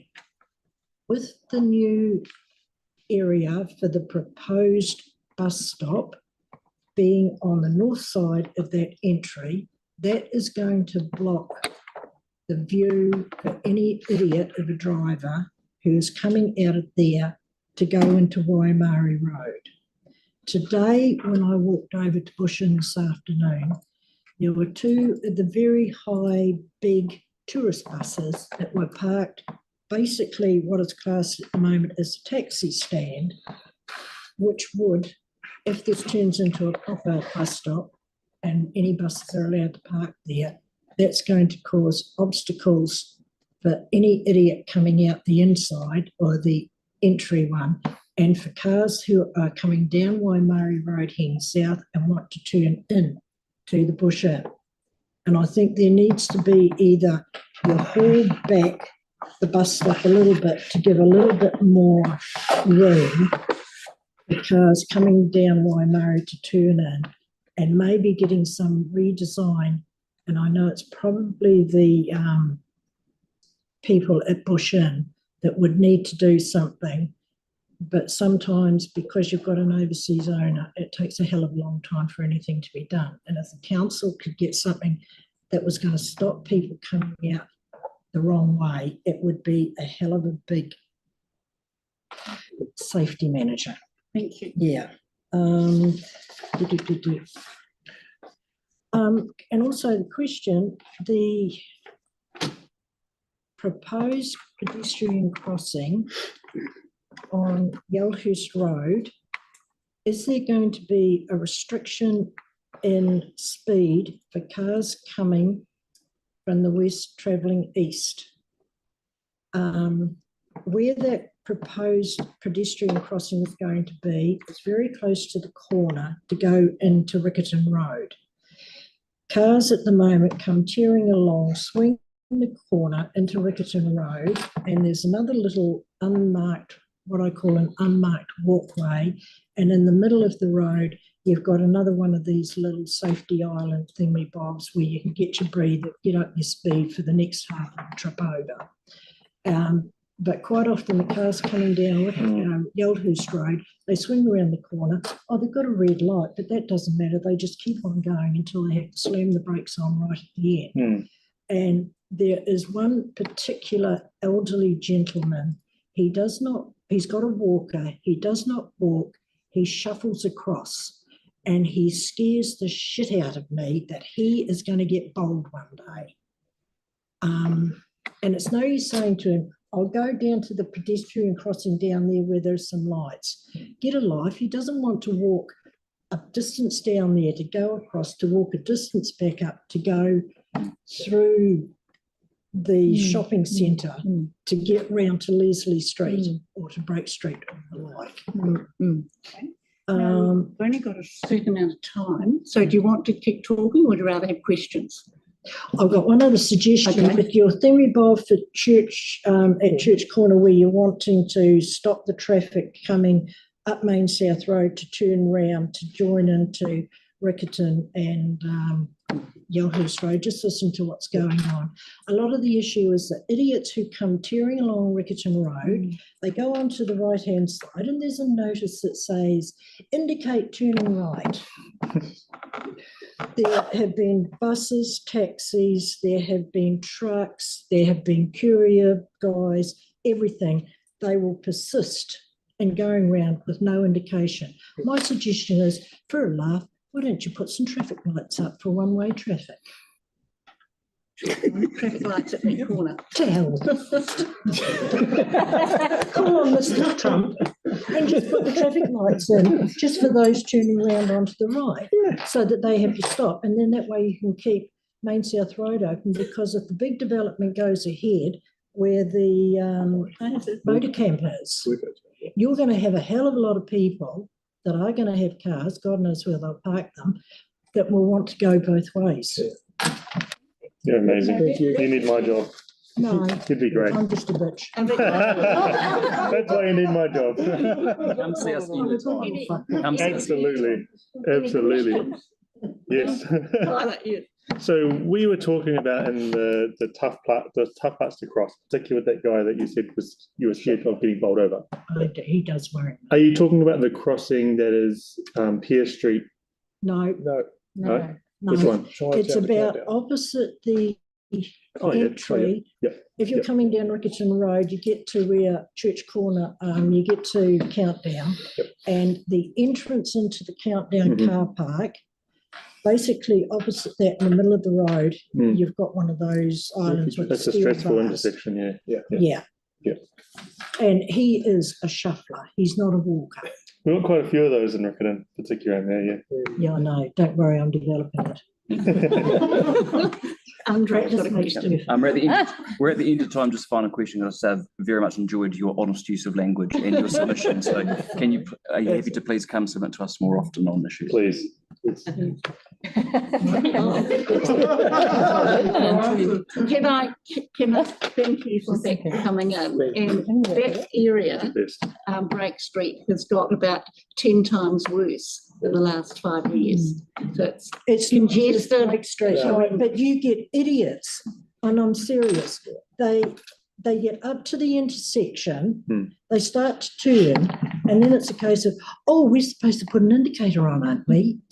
And for the people that are driving on the street, the other day there was a little Mini, and without a word of a lie, in parts where you've got the white line, he was driving right down the middle, and the white line was in the middle of the car, because a lot of them need that amount of distance from a parked car to where they will actually drive.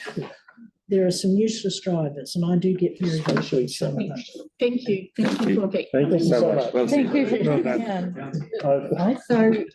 in. So we've had a Amazing. wide-ranging deputations on this issue, and quite a lot to actually think about from the whole range of issues there. So we're moving on to 6 is the presentation of petitions. Has anyone got a petition? No. Thank you. Number 7, the notice of motion. Happy to move. Installation of Second. point I don't want to move it. Andre moves. Sarah, second. Second, Mark. She was so quick, she could not be, she could not lose out on this one. Yeah. So, Andre, you wish to Why not a Horswell person? Too slow. Clearly. Okay. Andre, do you want to speak to this? I think I've spoken enough about Saviour's Road over the years. It would be good to put some mid-block crossing points in. Okay. So I'm going, anyone else wish to speak? Can I ask Andre a question? Yes, you can. Mid-block crossing compared to a pedestrian refuge, what's the difference? So I'm given the example of, this is basically what they've cited in the memo to us as a possible option. So Park Terrace will give you an example, I'm told. Okay. But So I it's don't a have an image here to little show. bit, okay, it's a little bit more extravagant than a. It is not a little bit more extravagant. It is specifically cited as a low-cost material item suggested to us in the memo as something that would be possible. So no, it is absolutely not more extravagant. I That's it. don't mean extravagant as in cost, I just mean Yeah. better More- than what we've more got. effective. Yeah, Or anything would be more effective Oh, because there's yeah, no yeah. crossing point. yeah, so Use the question.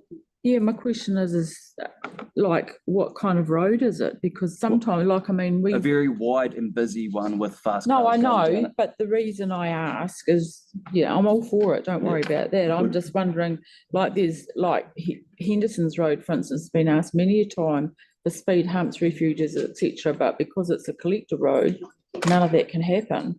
So I'm just wondering if that's been what the hold up is, but an investigation will show that up if that's the case. Thank you. If they have a concern on what type of road it is. The type of road does not have any bearing on whether a mid-block crossing point would be appropriate here. The road is very wide. There is average speeds of just under 60 k's. Thank you. There is a need for mid-block Absolutely. crossing points. Yeah, absolutely. Yeah. Yeah, no, So the road cool. type's neither here nor I'm there. just wondering why it hadn't been done before. It hasn't been done because I don't have a good answer for that. Yeah. But if Country Palms was built in 2024, the development conditions on the consent would mean that there would be safe pedestrian access. But 20 years ago, there weren't the same requirements. Sweet. So it's just, I think I heard Helen say all those in favour. Yeah. let's see how, yeah. Seabees Road, do you have, which area of Seabees Road were you looking at? Traffic engineers would be best placed to do that, but in my view, there is one needed near the O'Halloran Drive and the Halswell Junction Road intersection. That's where there's the most need to be able to cross the road. There'll be key points between Country Palms and Halswell Primary. Seabees, Halswell Junction. So the memo came back saying a mid-block crossing point. I have been a little bit cheeky and hoping we'll be able to get two. It is a very long road, and there's sort of two key areas where people are already trying to cross. And yeah, having to navigate with a lot of heavy truck movements and actually really fast vehicle movements. And the point raised earlier is a lot are using Sabies Road to avoid the chaos around school pickup and drop-off time in Halswell Primary. So while the speed limit's getting lowered to 30 k's during pickup times in Halswell Road, actually some will use Sabies Road to avoid that specifically. And impatient drivers, they will go very fast down Sabies Road. So there's all the more need for some form of mid-block crossing point, which will actually naturally reduce speeds to some extent. Maybe not by a long shot, but a visible something on the road will naturally slow cars down. Okay, thank you. So I think I'll move the resolution. All those in favour say aye. Aye. Against? Carried. Thank you, Andre. And apologies, I need to get to the evacuation And centre. we're going on now to 10. You wanting to stay here for 10? Apologies, I need to get to the evacuation Well, centre. no, I'm going to. Which one was 10? I'm going to move to 10. 10, Oh, yeah. We mentioned that earlier. Oh, the We've got, Are you doing 9? Yes, Proposed road we'll name? go back. I've got Colin here and Andre's going. So we'll actually do 10, which is the Waka Kotahi roading improvements. Happy to move. 206. Well, I'll move it just to be Speaking of safe, move. you're not here. And second to Mark. Yep. Good. Colin, if you Can't wait to. take us. Has it been moved by Moved by me. Can you move or leave the Second room? Mark. No, I don't think so. We've got Just Okay. a quick point of Colin, point of a order. point of clarification. Sorry, Is it okay for the mover to leave the room before we vote? So Helen has moved it. I moved it. Oh, that's changed. Just because he was on his way out. Okay. Cool. Number So 10. once it's So, been moved, staff it. sorry? Once it's been moved. Yeah, it's moved and seconded. No, we can have them here. They can't, once we have debate. So it's just putting this on the table. Colin's coming to speak to us. Question. Go ahead, And then that he withdraws. Who's withdrawn? I think I'm right there. You skipped the questions and moved to. So which bits are being Yeah, I've moved. So we've got it on the table. Well, yours first. Well, I thought we That could was do just it because again. Andre left and he said, oh, Yeah, no, so we didn't need to. We can hear from staff. But it- Don't move move it it again. So, Colin, if you wish to proceed, advising us and then we'll ask Can we questions. have the, Here we go. on the screen? Thank you very much. I take that you've all read the report. So essentially it's Waka Kotahi want to purchase about 1,000 square metres of our land to improve traffic along Halswell Road. They will be paying us the market rate for that piece of land, as well as we will also be getting an extension to the footpath that runs along there, some lighting and a bit of a cycleway there. So, So, yes, question, Debbie? so we're talking about, so there's some green highlights and there's some red highlights. So we're talking about the red, just the red parts that have been purchased by, is that correct? Or what's the green parts just highlighting the road? The green. So the purchases of the land is the red. Waiting for it to come up. So this is along Halswell Road. So this is a report that's been prepared for the road stopping and the purchases with the private people as well. So I'm looking at page 761, and if you look at it, Aracon plan there, and it's got, yes, green is the state highway, red is the land that they're purchasing or they want to occupy, and the orangey sort of colour is private land that they want to purchase. So the report is purchase of land, temporary occupation of some land while doing the safety works, as well as approving the footpath and That's great. Yep, looks So- good to me. Yep. Will that affect the church there on the corner? No, the church doesn't adjoin the Elthorn Road. You're talking about I'm talking about the whole works the temporary that's being undertaken. church Which church? intent? Mm. No, because that's not adjacent to the land. There's a huge bigger council reserve, drainage reserve between the church and the state highway. Yeah, yeah. The church has no access onto the state highway. No, they were asking for it, but That's the church there. no, I can see. Okay. I was just wondering if it was going to affect, like, when all the vehicles and things come into. They'll come off. Yeah. Yeah, that's what I mean, it'll affect the entrance to the church. So, Marie. It's the same Just, street. I was reading through the report. I got a bit confused. At the beginning, you talked about transfer of land to Crown. So I thought that was just, we're giving it to the Crown. And then at the end, there was the discounted option.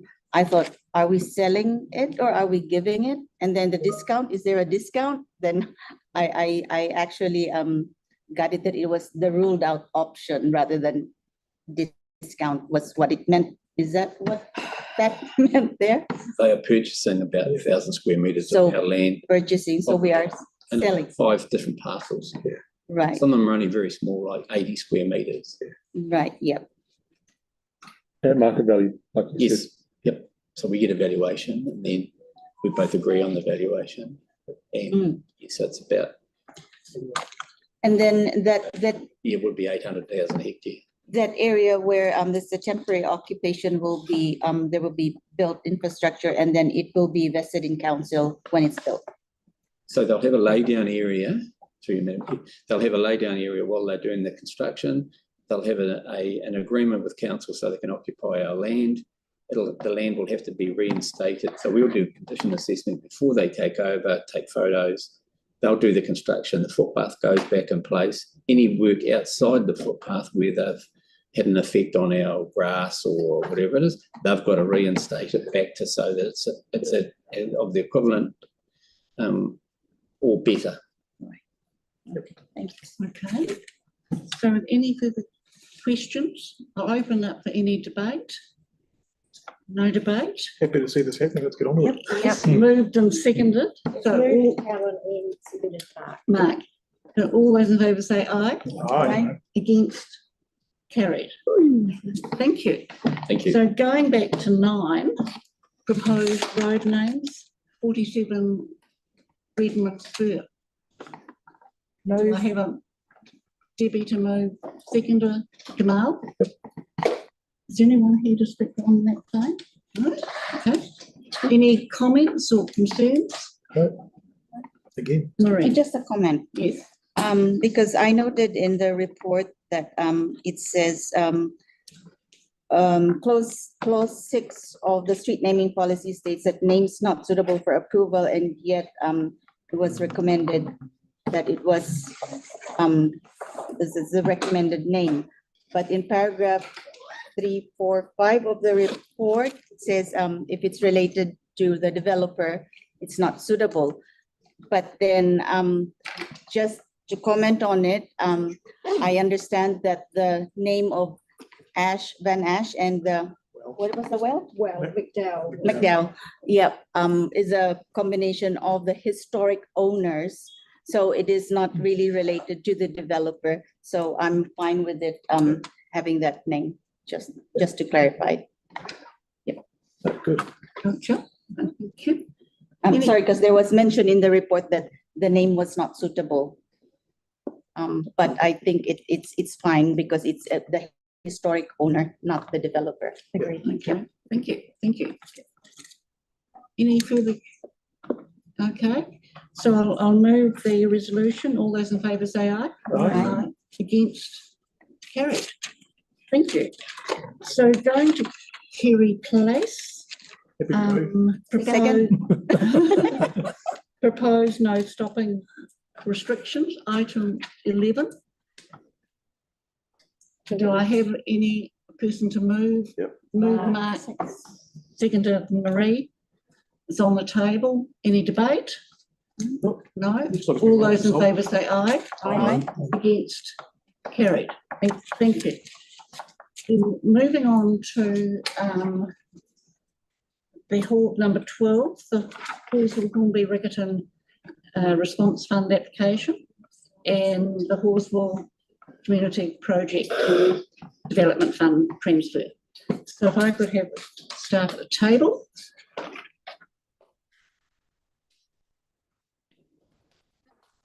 Thank you. Kia ora. Any comments? Yes, I have two things. The first one is around the Halswell Community Project application.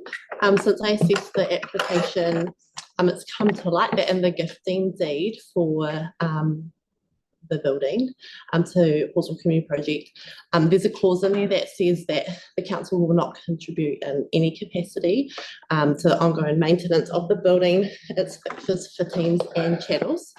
And so I've spoken to the Halswell Community Project about that, and they have withdrawn their application. The second thing is around the Youth Development Fund, and just to update that, as of today, there's $600 left in that fund, and we have 3 applications waiting to be assessed. Yes, so that would give us, depending on, we normally do 200 to 300 for regional events, 500 for international, so only leaves us 1, maybe 2. And when does that run out in a new fund? So when does the new allocation roll over? So today we're asking for the youth, some money to be transferred into there. And that just runs until the end of the financial year.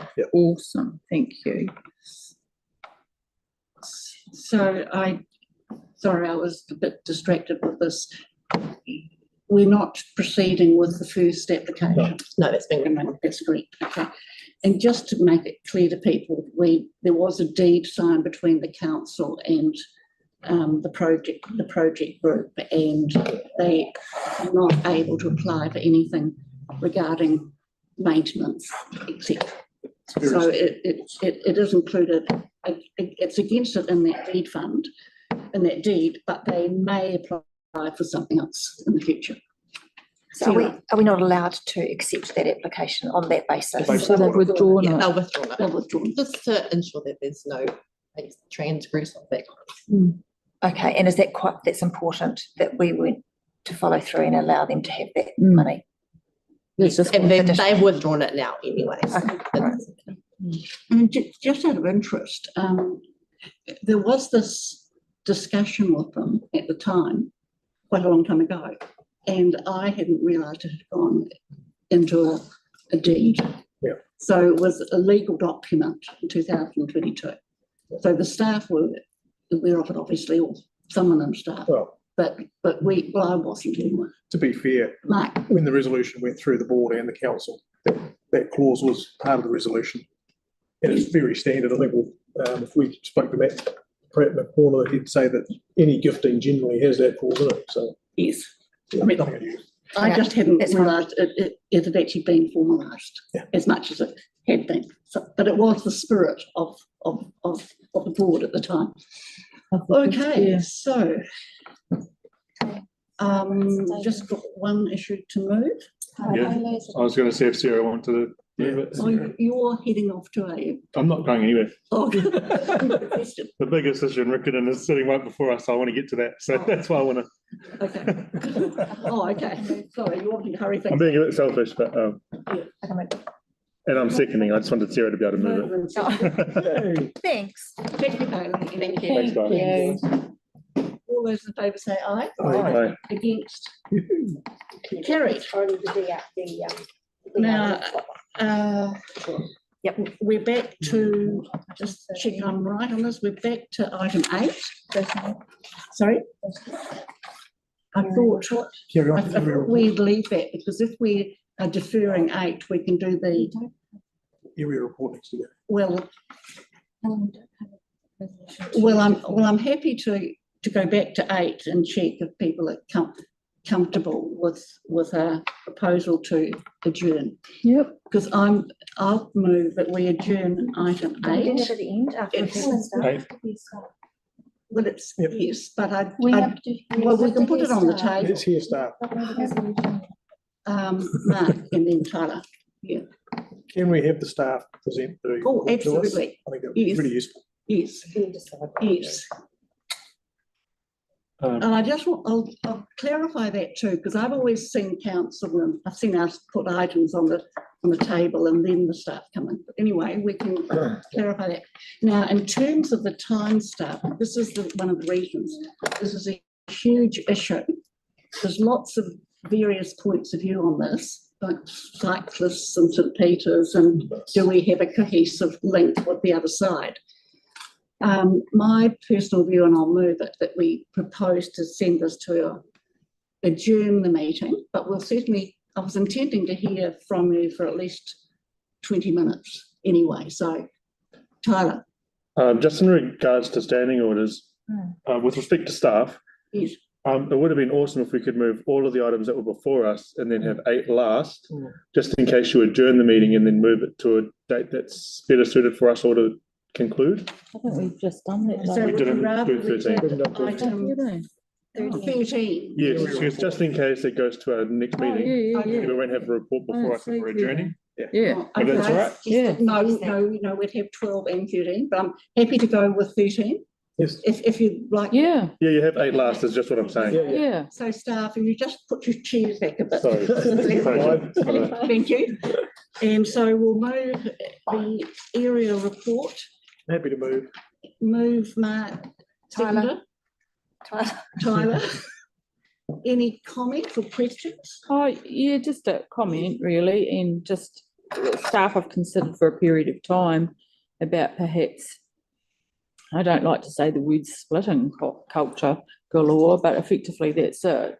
It's because it's so distant to Halswell. Halswell's miles away, and there was always talk for many years to perhaps splitting the funding with Whenua Waimarie and perhaps creating our own, putting it towards, yeah, but anyway, just to be mindful of that really, and just wondering if there's been any further thought going forward for that, only because Halswell don't tend to have a lot of events as such, and a lot of people in the community won't travel all the way over to that area. Due to the amazing size and scale of the event and the enormous success, it has grown enormously, and so there are now track management issues. So what we'll do after this weekend is reassess the event and what can be done to continue. So there will be an evaluation period, and then we'll come back to everyone. Awesome, lovely, thank you. Can I just add, I think this is sense too of, does it stay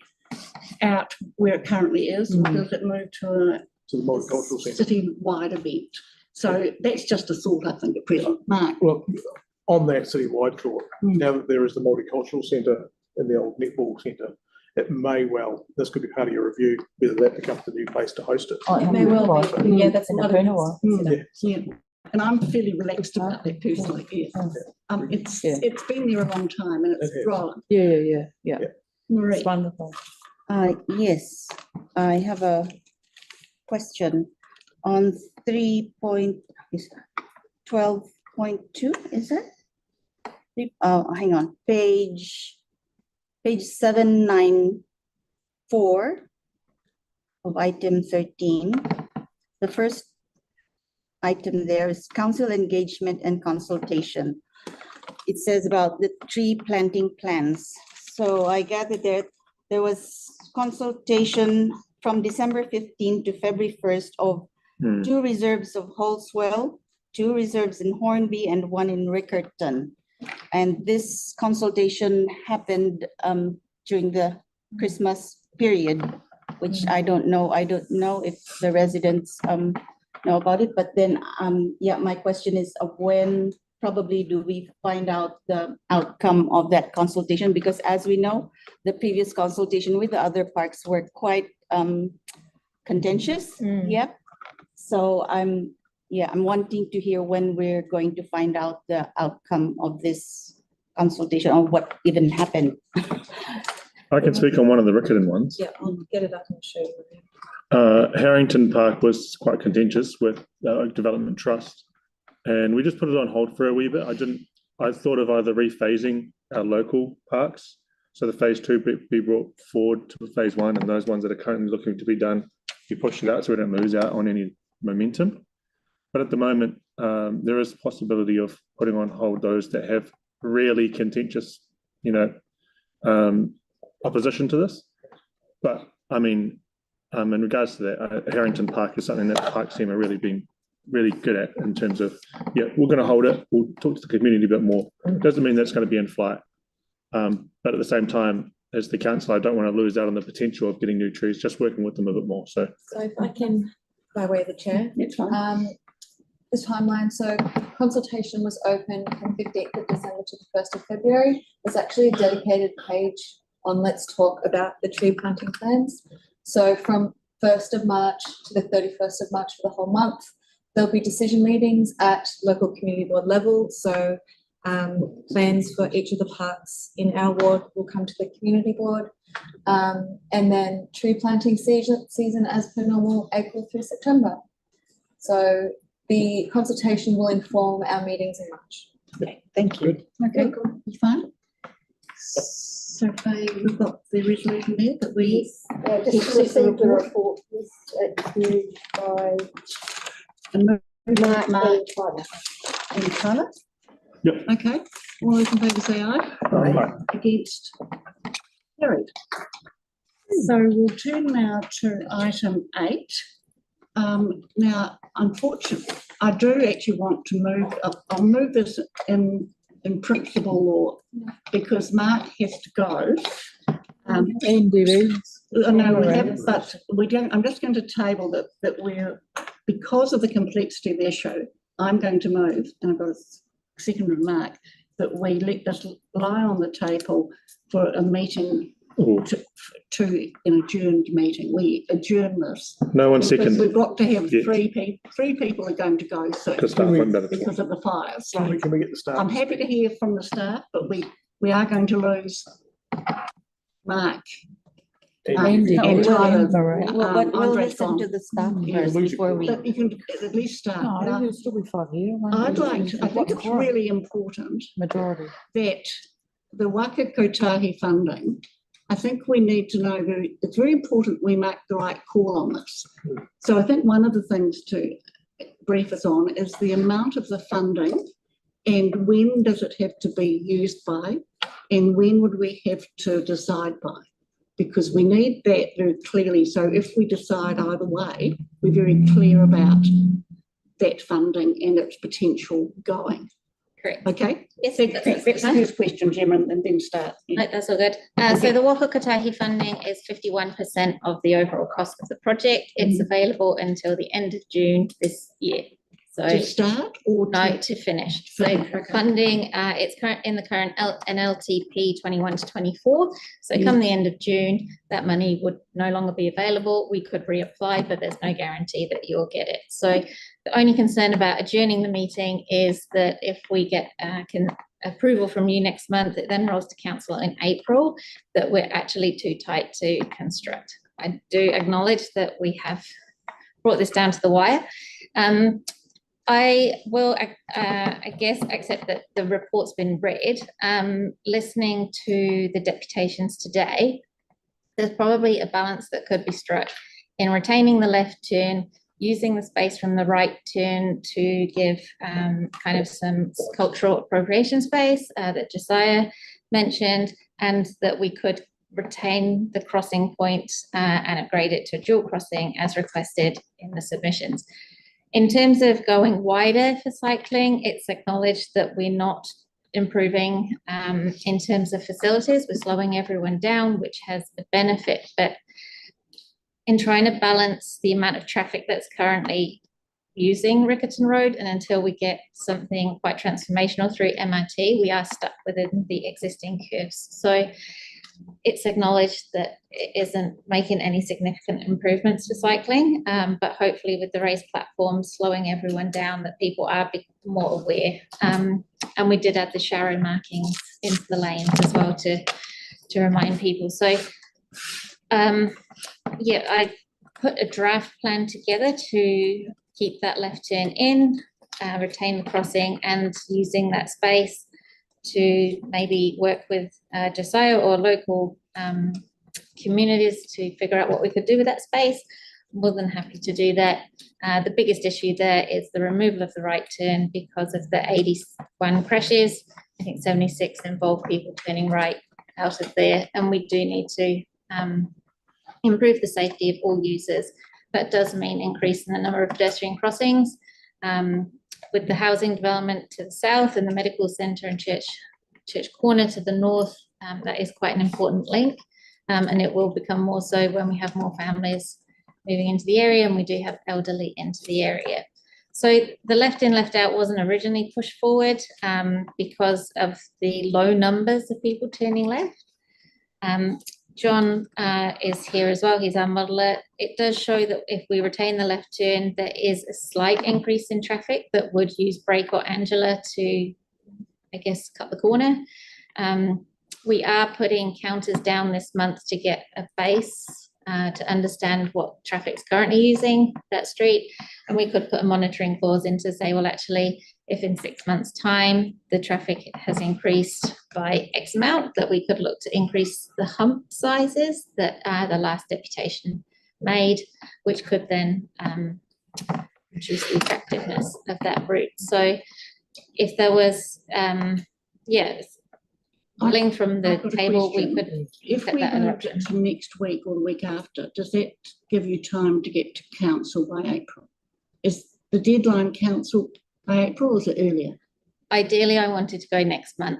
I'm sorry? Ideally, I wanted to get it to council next month so that we can engage the contractor. So the council agenda for the 6th of March closes on the 20th of February. So we'd have to do it by before the 20th. 20th of February. Before the 20th. The deadline for the 20th of March agenda closes on the 5th of March. So why can it not be April? Our construction timeframes would be too tight. Lose funding. So we have, can I just clarify? No, she didn't say. It's such a big issue. There's so many. Possible. Can I just come in? It's such a big issue. It's really a traffic management plan for the Upper Riccarton. If we did it by the 5th of March, you've got time to get it to council. Before the No, if we could get it done before the 5th, to get to the decision is the deadline. Yeah. Well, the 20th of March council meeting agenda closes on the 5th of March. So if we looked at the 22nd, next Thursday or next Wednesday,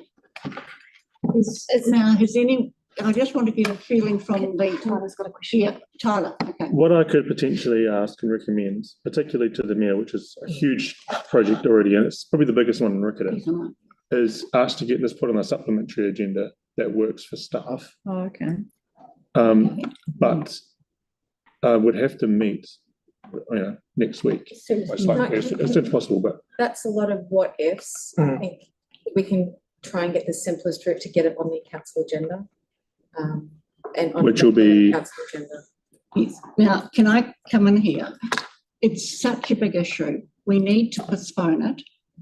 Do we want to make a time here and now?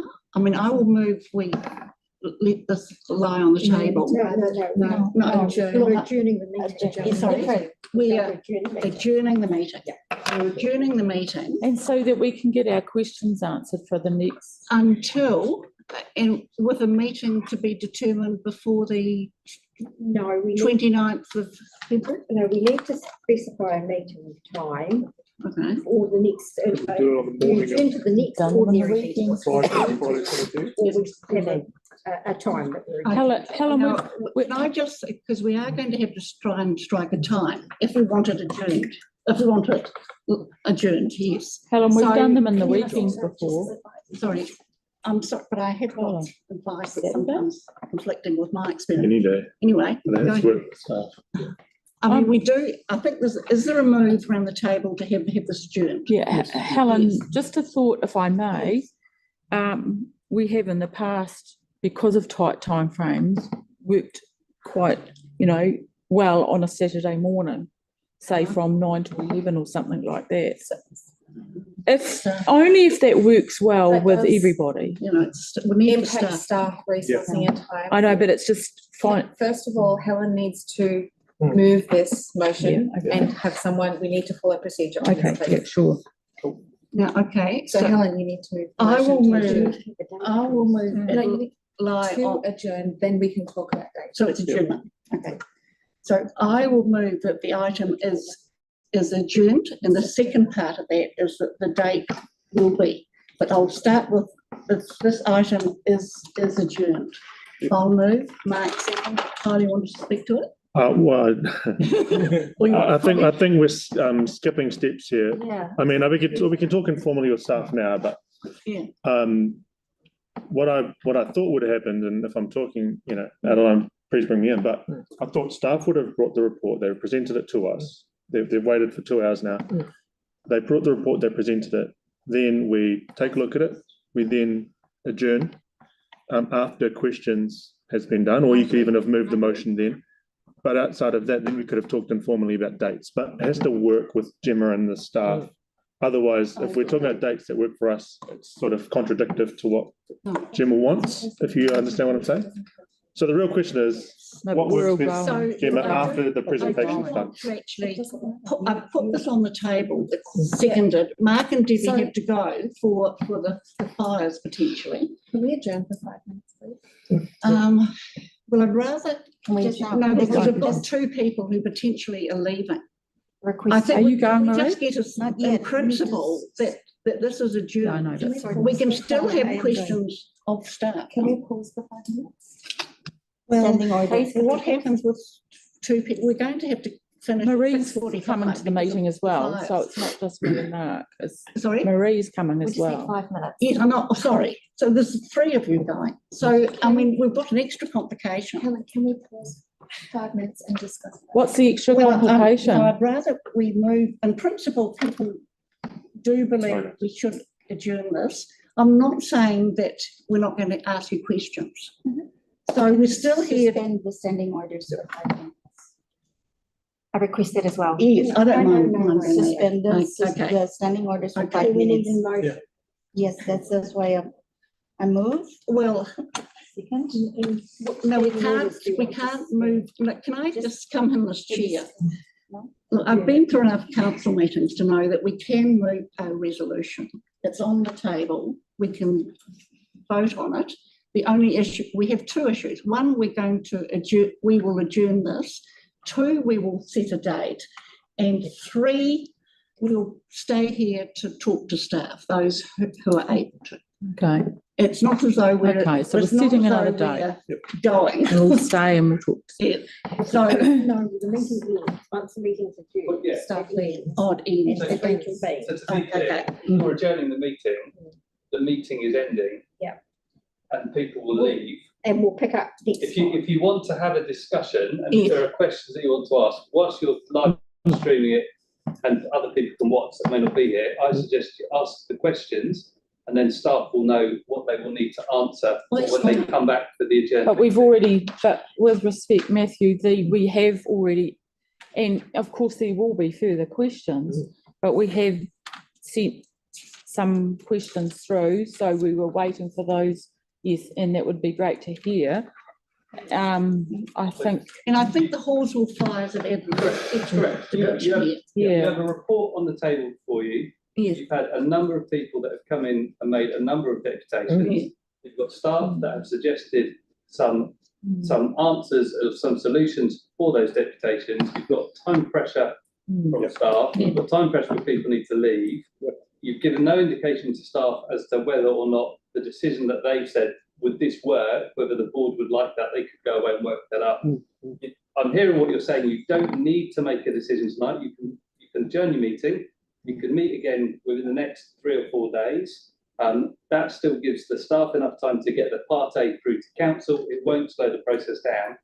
What I suggest you do is ask any questions that you've got of the staff before people need to leave. As and when people need to leave, you can adjourn your meeting, so you still get that. You don't need to make a decision tonight.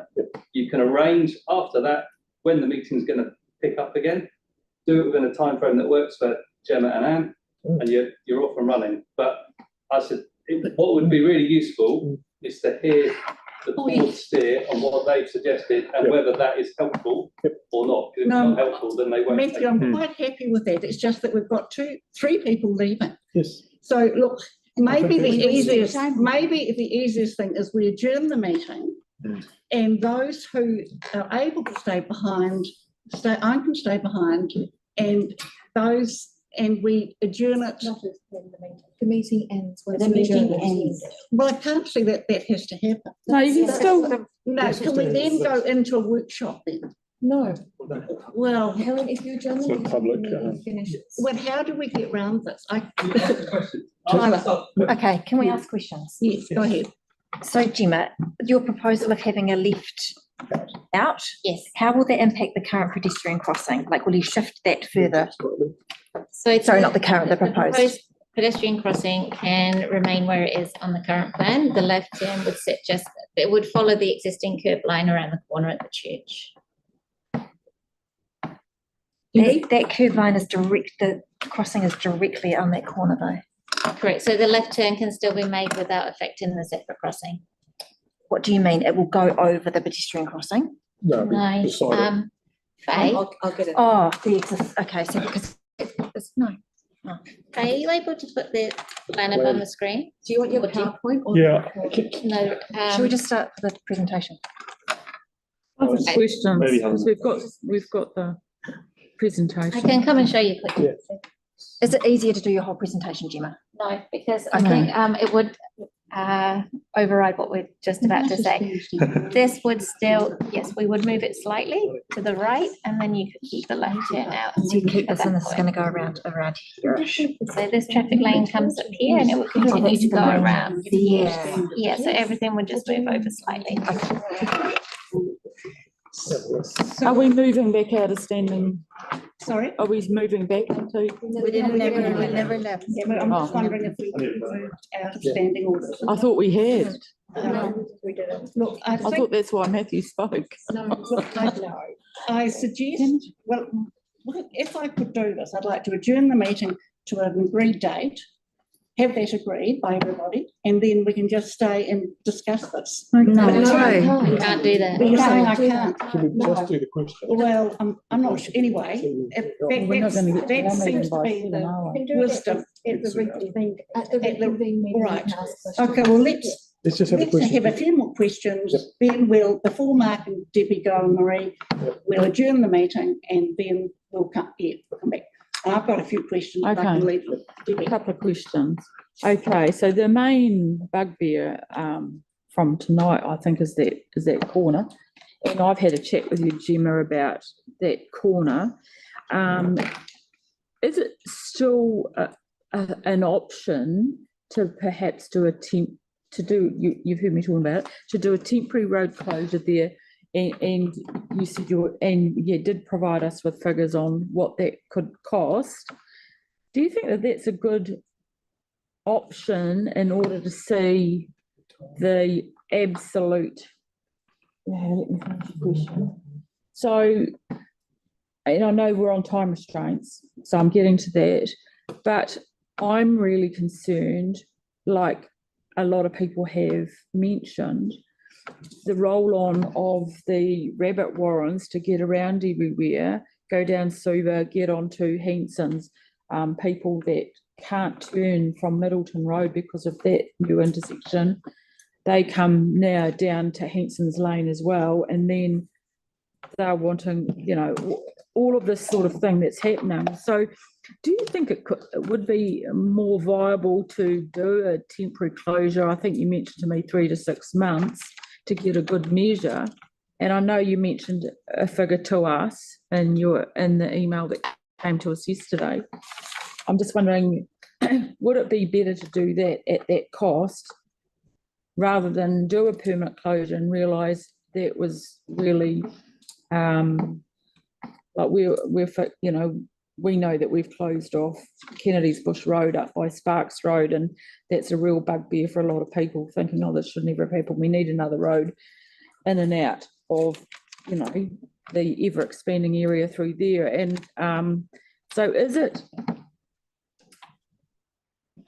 prudent to perhaps do that, and rather than put a permanent closure in and then go to the cost effect of undoing it, because it is a concerning area. It's got lots of issues about it. What are your thoughts? Yes, so I guess the traffic modelling that we've undertaken shows that those people currently turning right don't all just move onto Yoldhurst Road. They actually spread around the network using things like Blenheim Road, and John can talk to that modelling a little bit more if needed. It's a cost and a funding thing. So you've got a cost to implement a temporary layout, then you have a cost to monitor that, then you have a cost to remove it if it doesn't work. The transitional layout wouldn't give us the pedestrian crossing over Riccarton Road, the raised one, and it wouldn't give us the crossing on Main South Road because we wouldn't be putting in any path network to connect the two. So in trialling it, it does mean that council would effectively be paying for the final solution if we did go to a permanent closure plus pedestrian crossings, with a risk that we wouldn't get Wapakatahi funding next year. So as a compromise, and you've heard tonight, like having a left still continue could be an option for us. Yes, and I have prepared something of that to show you that was going to be part of the discussion, so that you could see that we could keep a left turn, the space that we would, I guess, claim from the redundant right turn lane. We could work with the community to kind of improve that space. So, we were just going to grass it, but if we could put some panels or whatever, work with the community to do that. The slight risk is that it does increase, it kind of draws people in to make that left turn to use those residential streets, but we are putting counters down this month so we can get a baseline, and therefore we can monitor how much additional traffic does use it, because modelling gives you an assessment and based on a number of assumptions. What actually happens, we can measure that after the event, but it's a council funding decision, really, if you were to just do the temporary layout, but actually next year, if we have money in minor road safety, we're not sure what happens under long-term plan, that we still may not get that 51% funding. I totally hear what you're saying in regards to Angela Street and Brake Street, and we had that issue in regards to Middleton Road, and people couldn't turn right, so they turned left and then up a driveway of a motel, etc. And an option that was put to that particular organisation was to put bollards in the middle of the road to prevent that. Could that also be something that you could bring back to us as if you wanted to prevent that, or leave it as it is, see if it causes an issue. If it causes an issue, then we come back and perhaps look at that later. Okay, thank you. I had Marie, and then Sarah, and then Mark. Yes, hi. Anyway, right. I just have some comments and probably a request. It's to do with the officer's recommendations in the report. So if you go to number 1, A, B, C, D, because it gets confusing for me. The letter D at the end says, and so it describes the specific recommendation, and it says, and attached to the report on the meeting agenda as attachment A, whereas letter A, B, and C is not identified in attachment A. So it was difficult finding it in the map. Yes. So and yes, number D is the small section of bus lane that we've put in. Yes, and it's there, but possibly if, I don't know, in subsequent reports, if it could be referenced clearly on the map, so it's easier for us to see where it is. As it is right now, I think, yeah, the special vehicle lanes are not identified or labeled in attachment A. Okay. It's not there. Take that feedback. So but it describes it here in the report, but it's not labeled on the plan itself.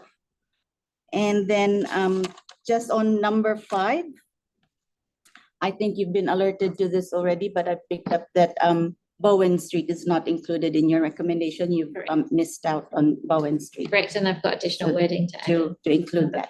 Thank you. What are you including in Bowen? Oh, there's a proposal to add 75mm speed hump on Bowen intersection with Pierce Yeah. Street, right? It's not on the report. Okay. I've got a question from Sarah, and then Mark, and then I've got one too.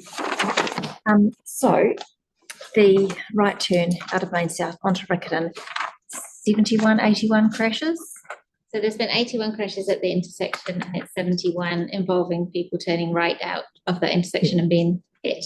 Okay, and compliance speed, do we know what the cause of those crashes were?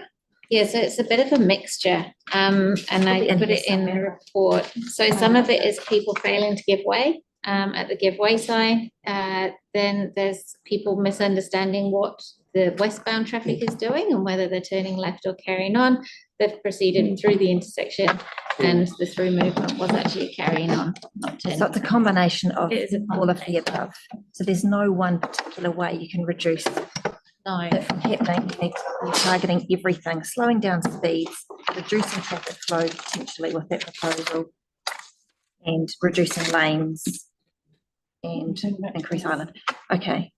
So it's just simplifying Riccarton Road really, because as the second deputation mentioned from the trust, when you're trying to cross, so you've turned right and then you're trying to get into Waimari Road while everyone's trying to get to Hanson's Lane, it becomes a bit of a sticky point in the middle. So it really does simplify Riccarton Road, and it removes the risk of a collision happening from Totally, and I fully agree with all of the, measures to prevent accidents and all of that, but I'm just really conscious of traffic flow now and like driver frustration, particularly because of the Waipuna, the other intersection and what's proposed there. The raised platform you're referring to.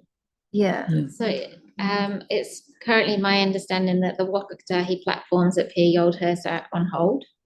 Oh, they are. So they're not. So is that because of the new government? Yes, correct. Okay. Yeah. So we're not sure what they're going to be doing with it. Okay. Well, that's a big bonus towards this. So going forward to the next meeting, then how do we question or find out? You'll be giving us the same answer at that point. So it's on hold. It won't be part of this. It's not going to be part of our. And it was never going to be part of the decision making because it's not a council control road. Waipuna have their own processes. They came to the briefing to inform you what they were doing. Because it does influence us in this decision, right? Yes. Yeah. So yeah, that's currently on hold. So I had a query from Mark Peters to get the Waipuna proposed intersection. It didn't come through back to me. So are we able to have that? Mark thought it would be helpful just to have it as a. It's on the agency website. Sorry? It's on the agency website. I can send a link. Yeah. This was on the briefing. I sent out the presentation again that Waipuna gave to us. So I think that So we don't. Yes. The question I've got is that slip lane, you're taking away that. Looks like it's an enhancement, but it's taking away a slip lane. Yeah, they need it. They need it. So I've got concerns about that because it flows reasonably well at this point. Yeah. It's a pretty good thing to use it. Yeah, so it is an issue for people using it. There has been quite a number of rear end shunts from people thinking they can go and then they've stopped and someone's come up back. I take So could an option be to perhaps raise it a little bit there?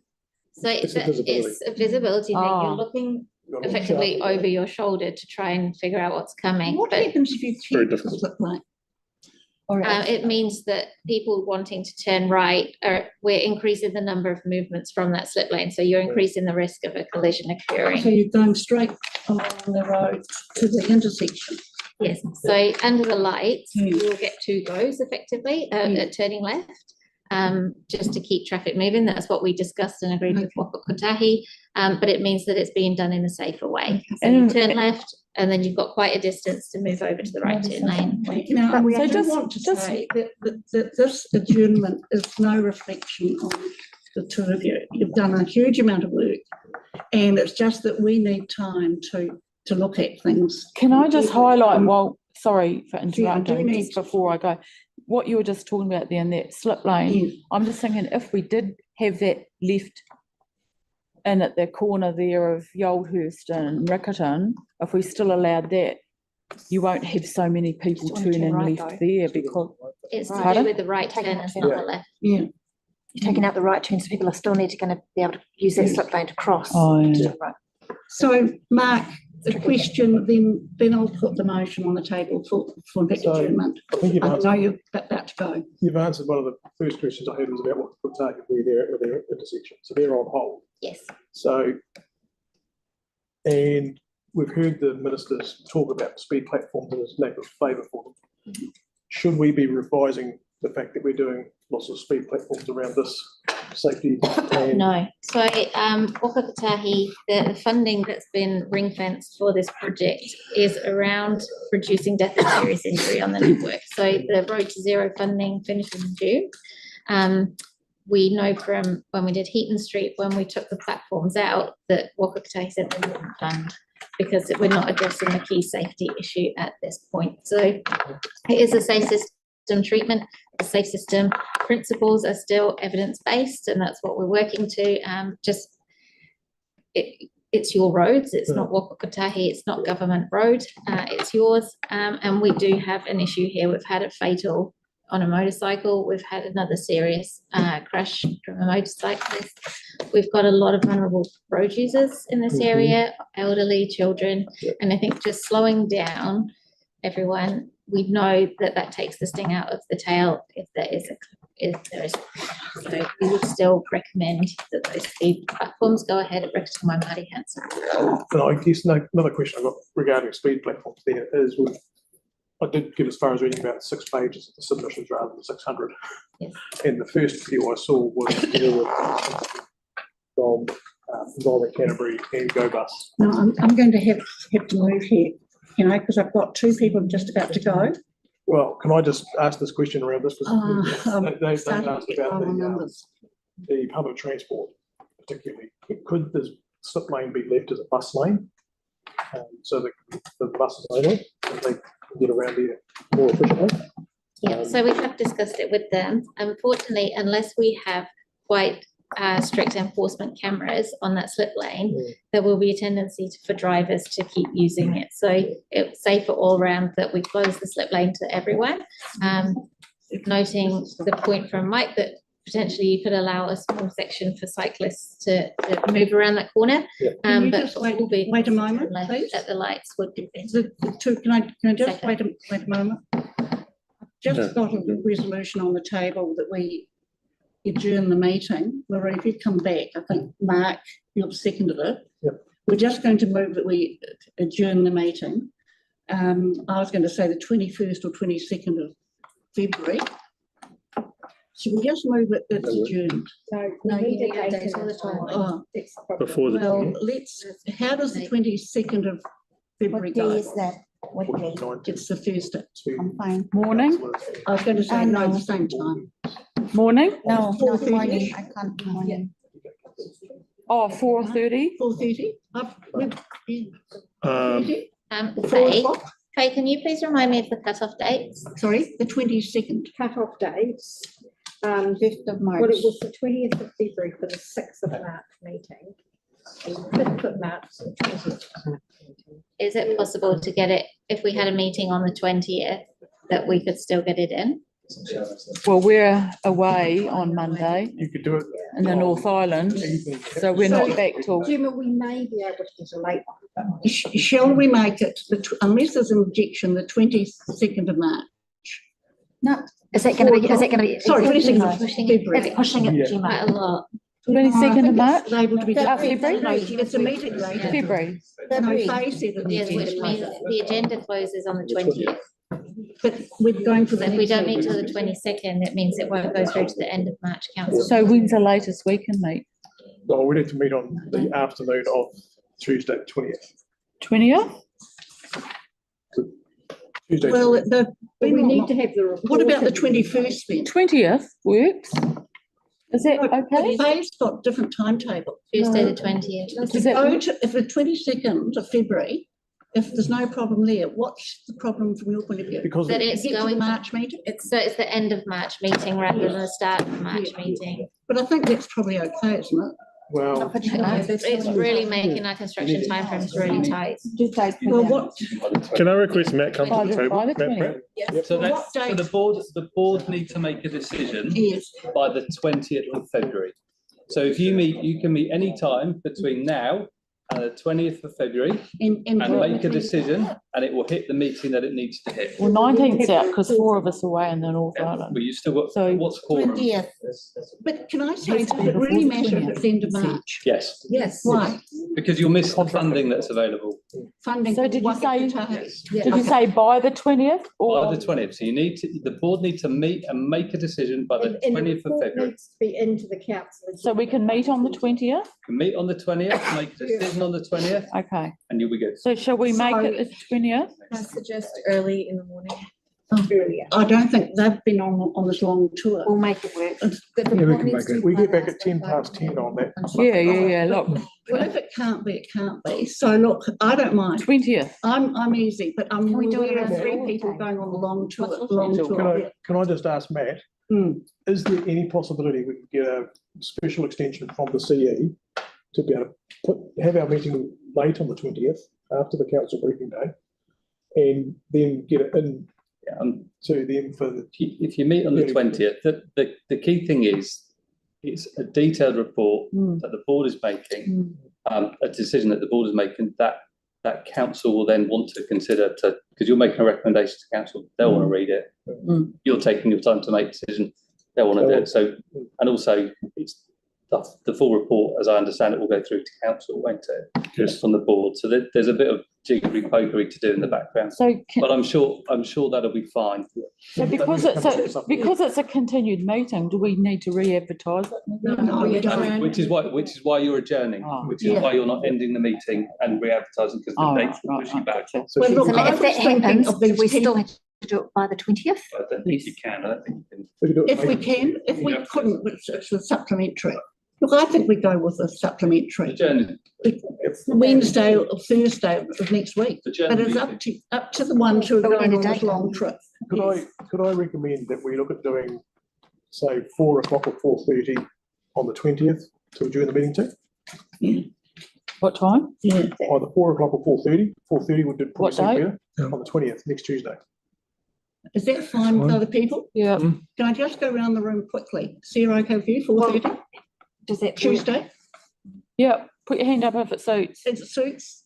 Hand up. Are you okay? Yeah. We're all good. 4:30 Tuesday. Let's do it. So we've moved a resolution, we adjourn to 4:30 Tuesday, the 20th. Before we get a vote on it, Helen, sorry. Oh, no, I'm moving to have a vote on it. I don't, I'm feeling a bit frustrated with all this, We're just about there. all this difficulty just to have an adjournment. So anyway, we'll go with 4:30 on Tuesday, the 20th. Everyone's agreed. Is that okay with staff? Absolutely fine. Are you okay, Faye? Yep. Thank you So very much. everyone's agreed. Thank you, Mark, for that. I move the actual resolution. All those in favour say aye. Aye. Against, carried. I have to close the meeting.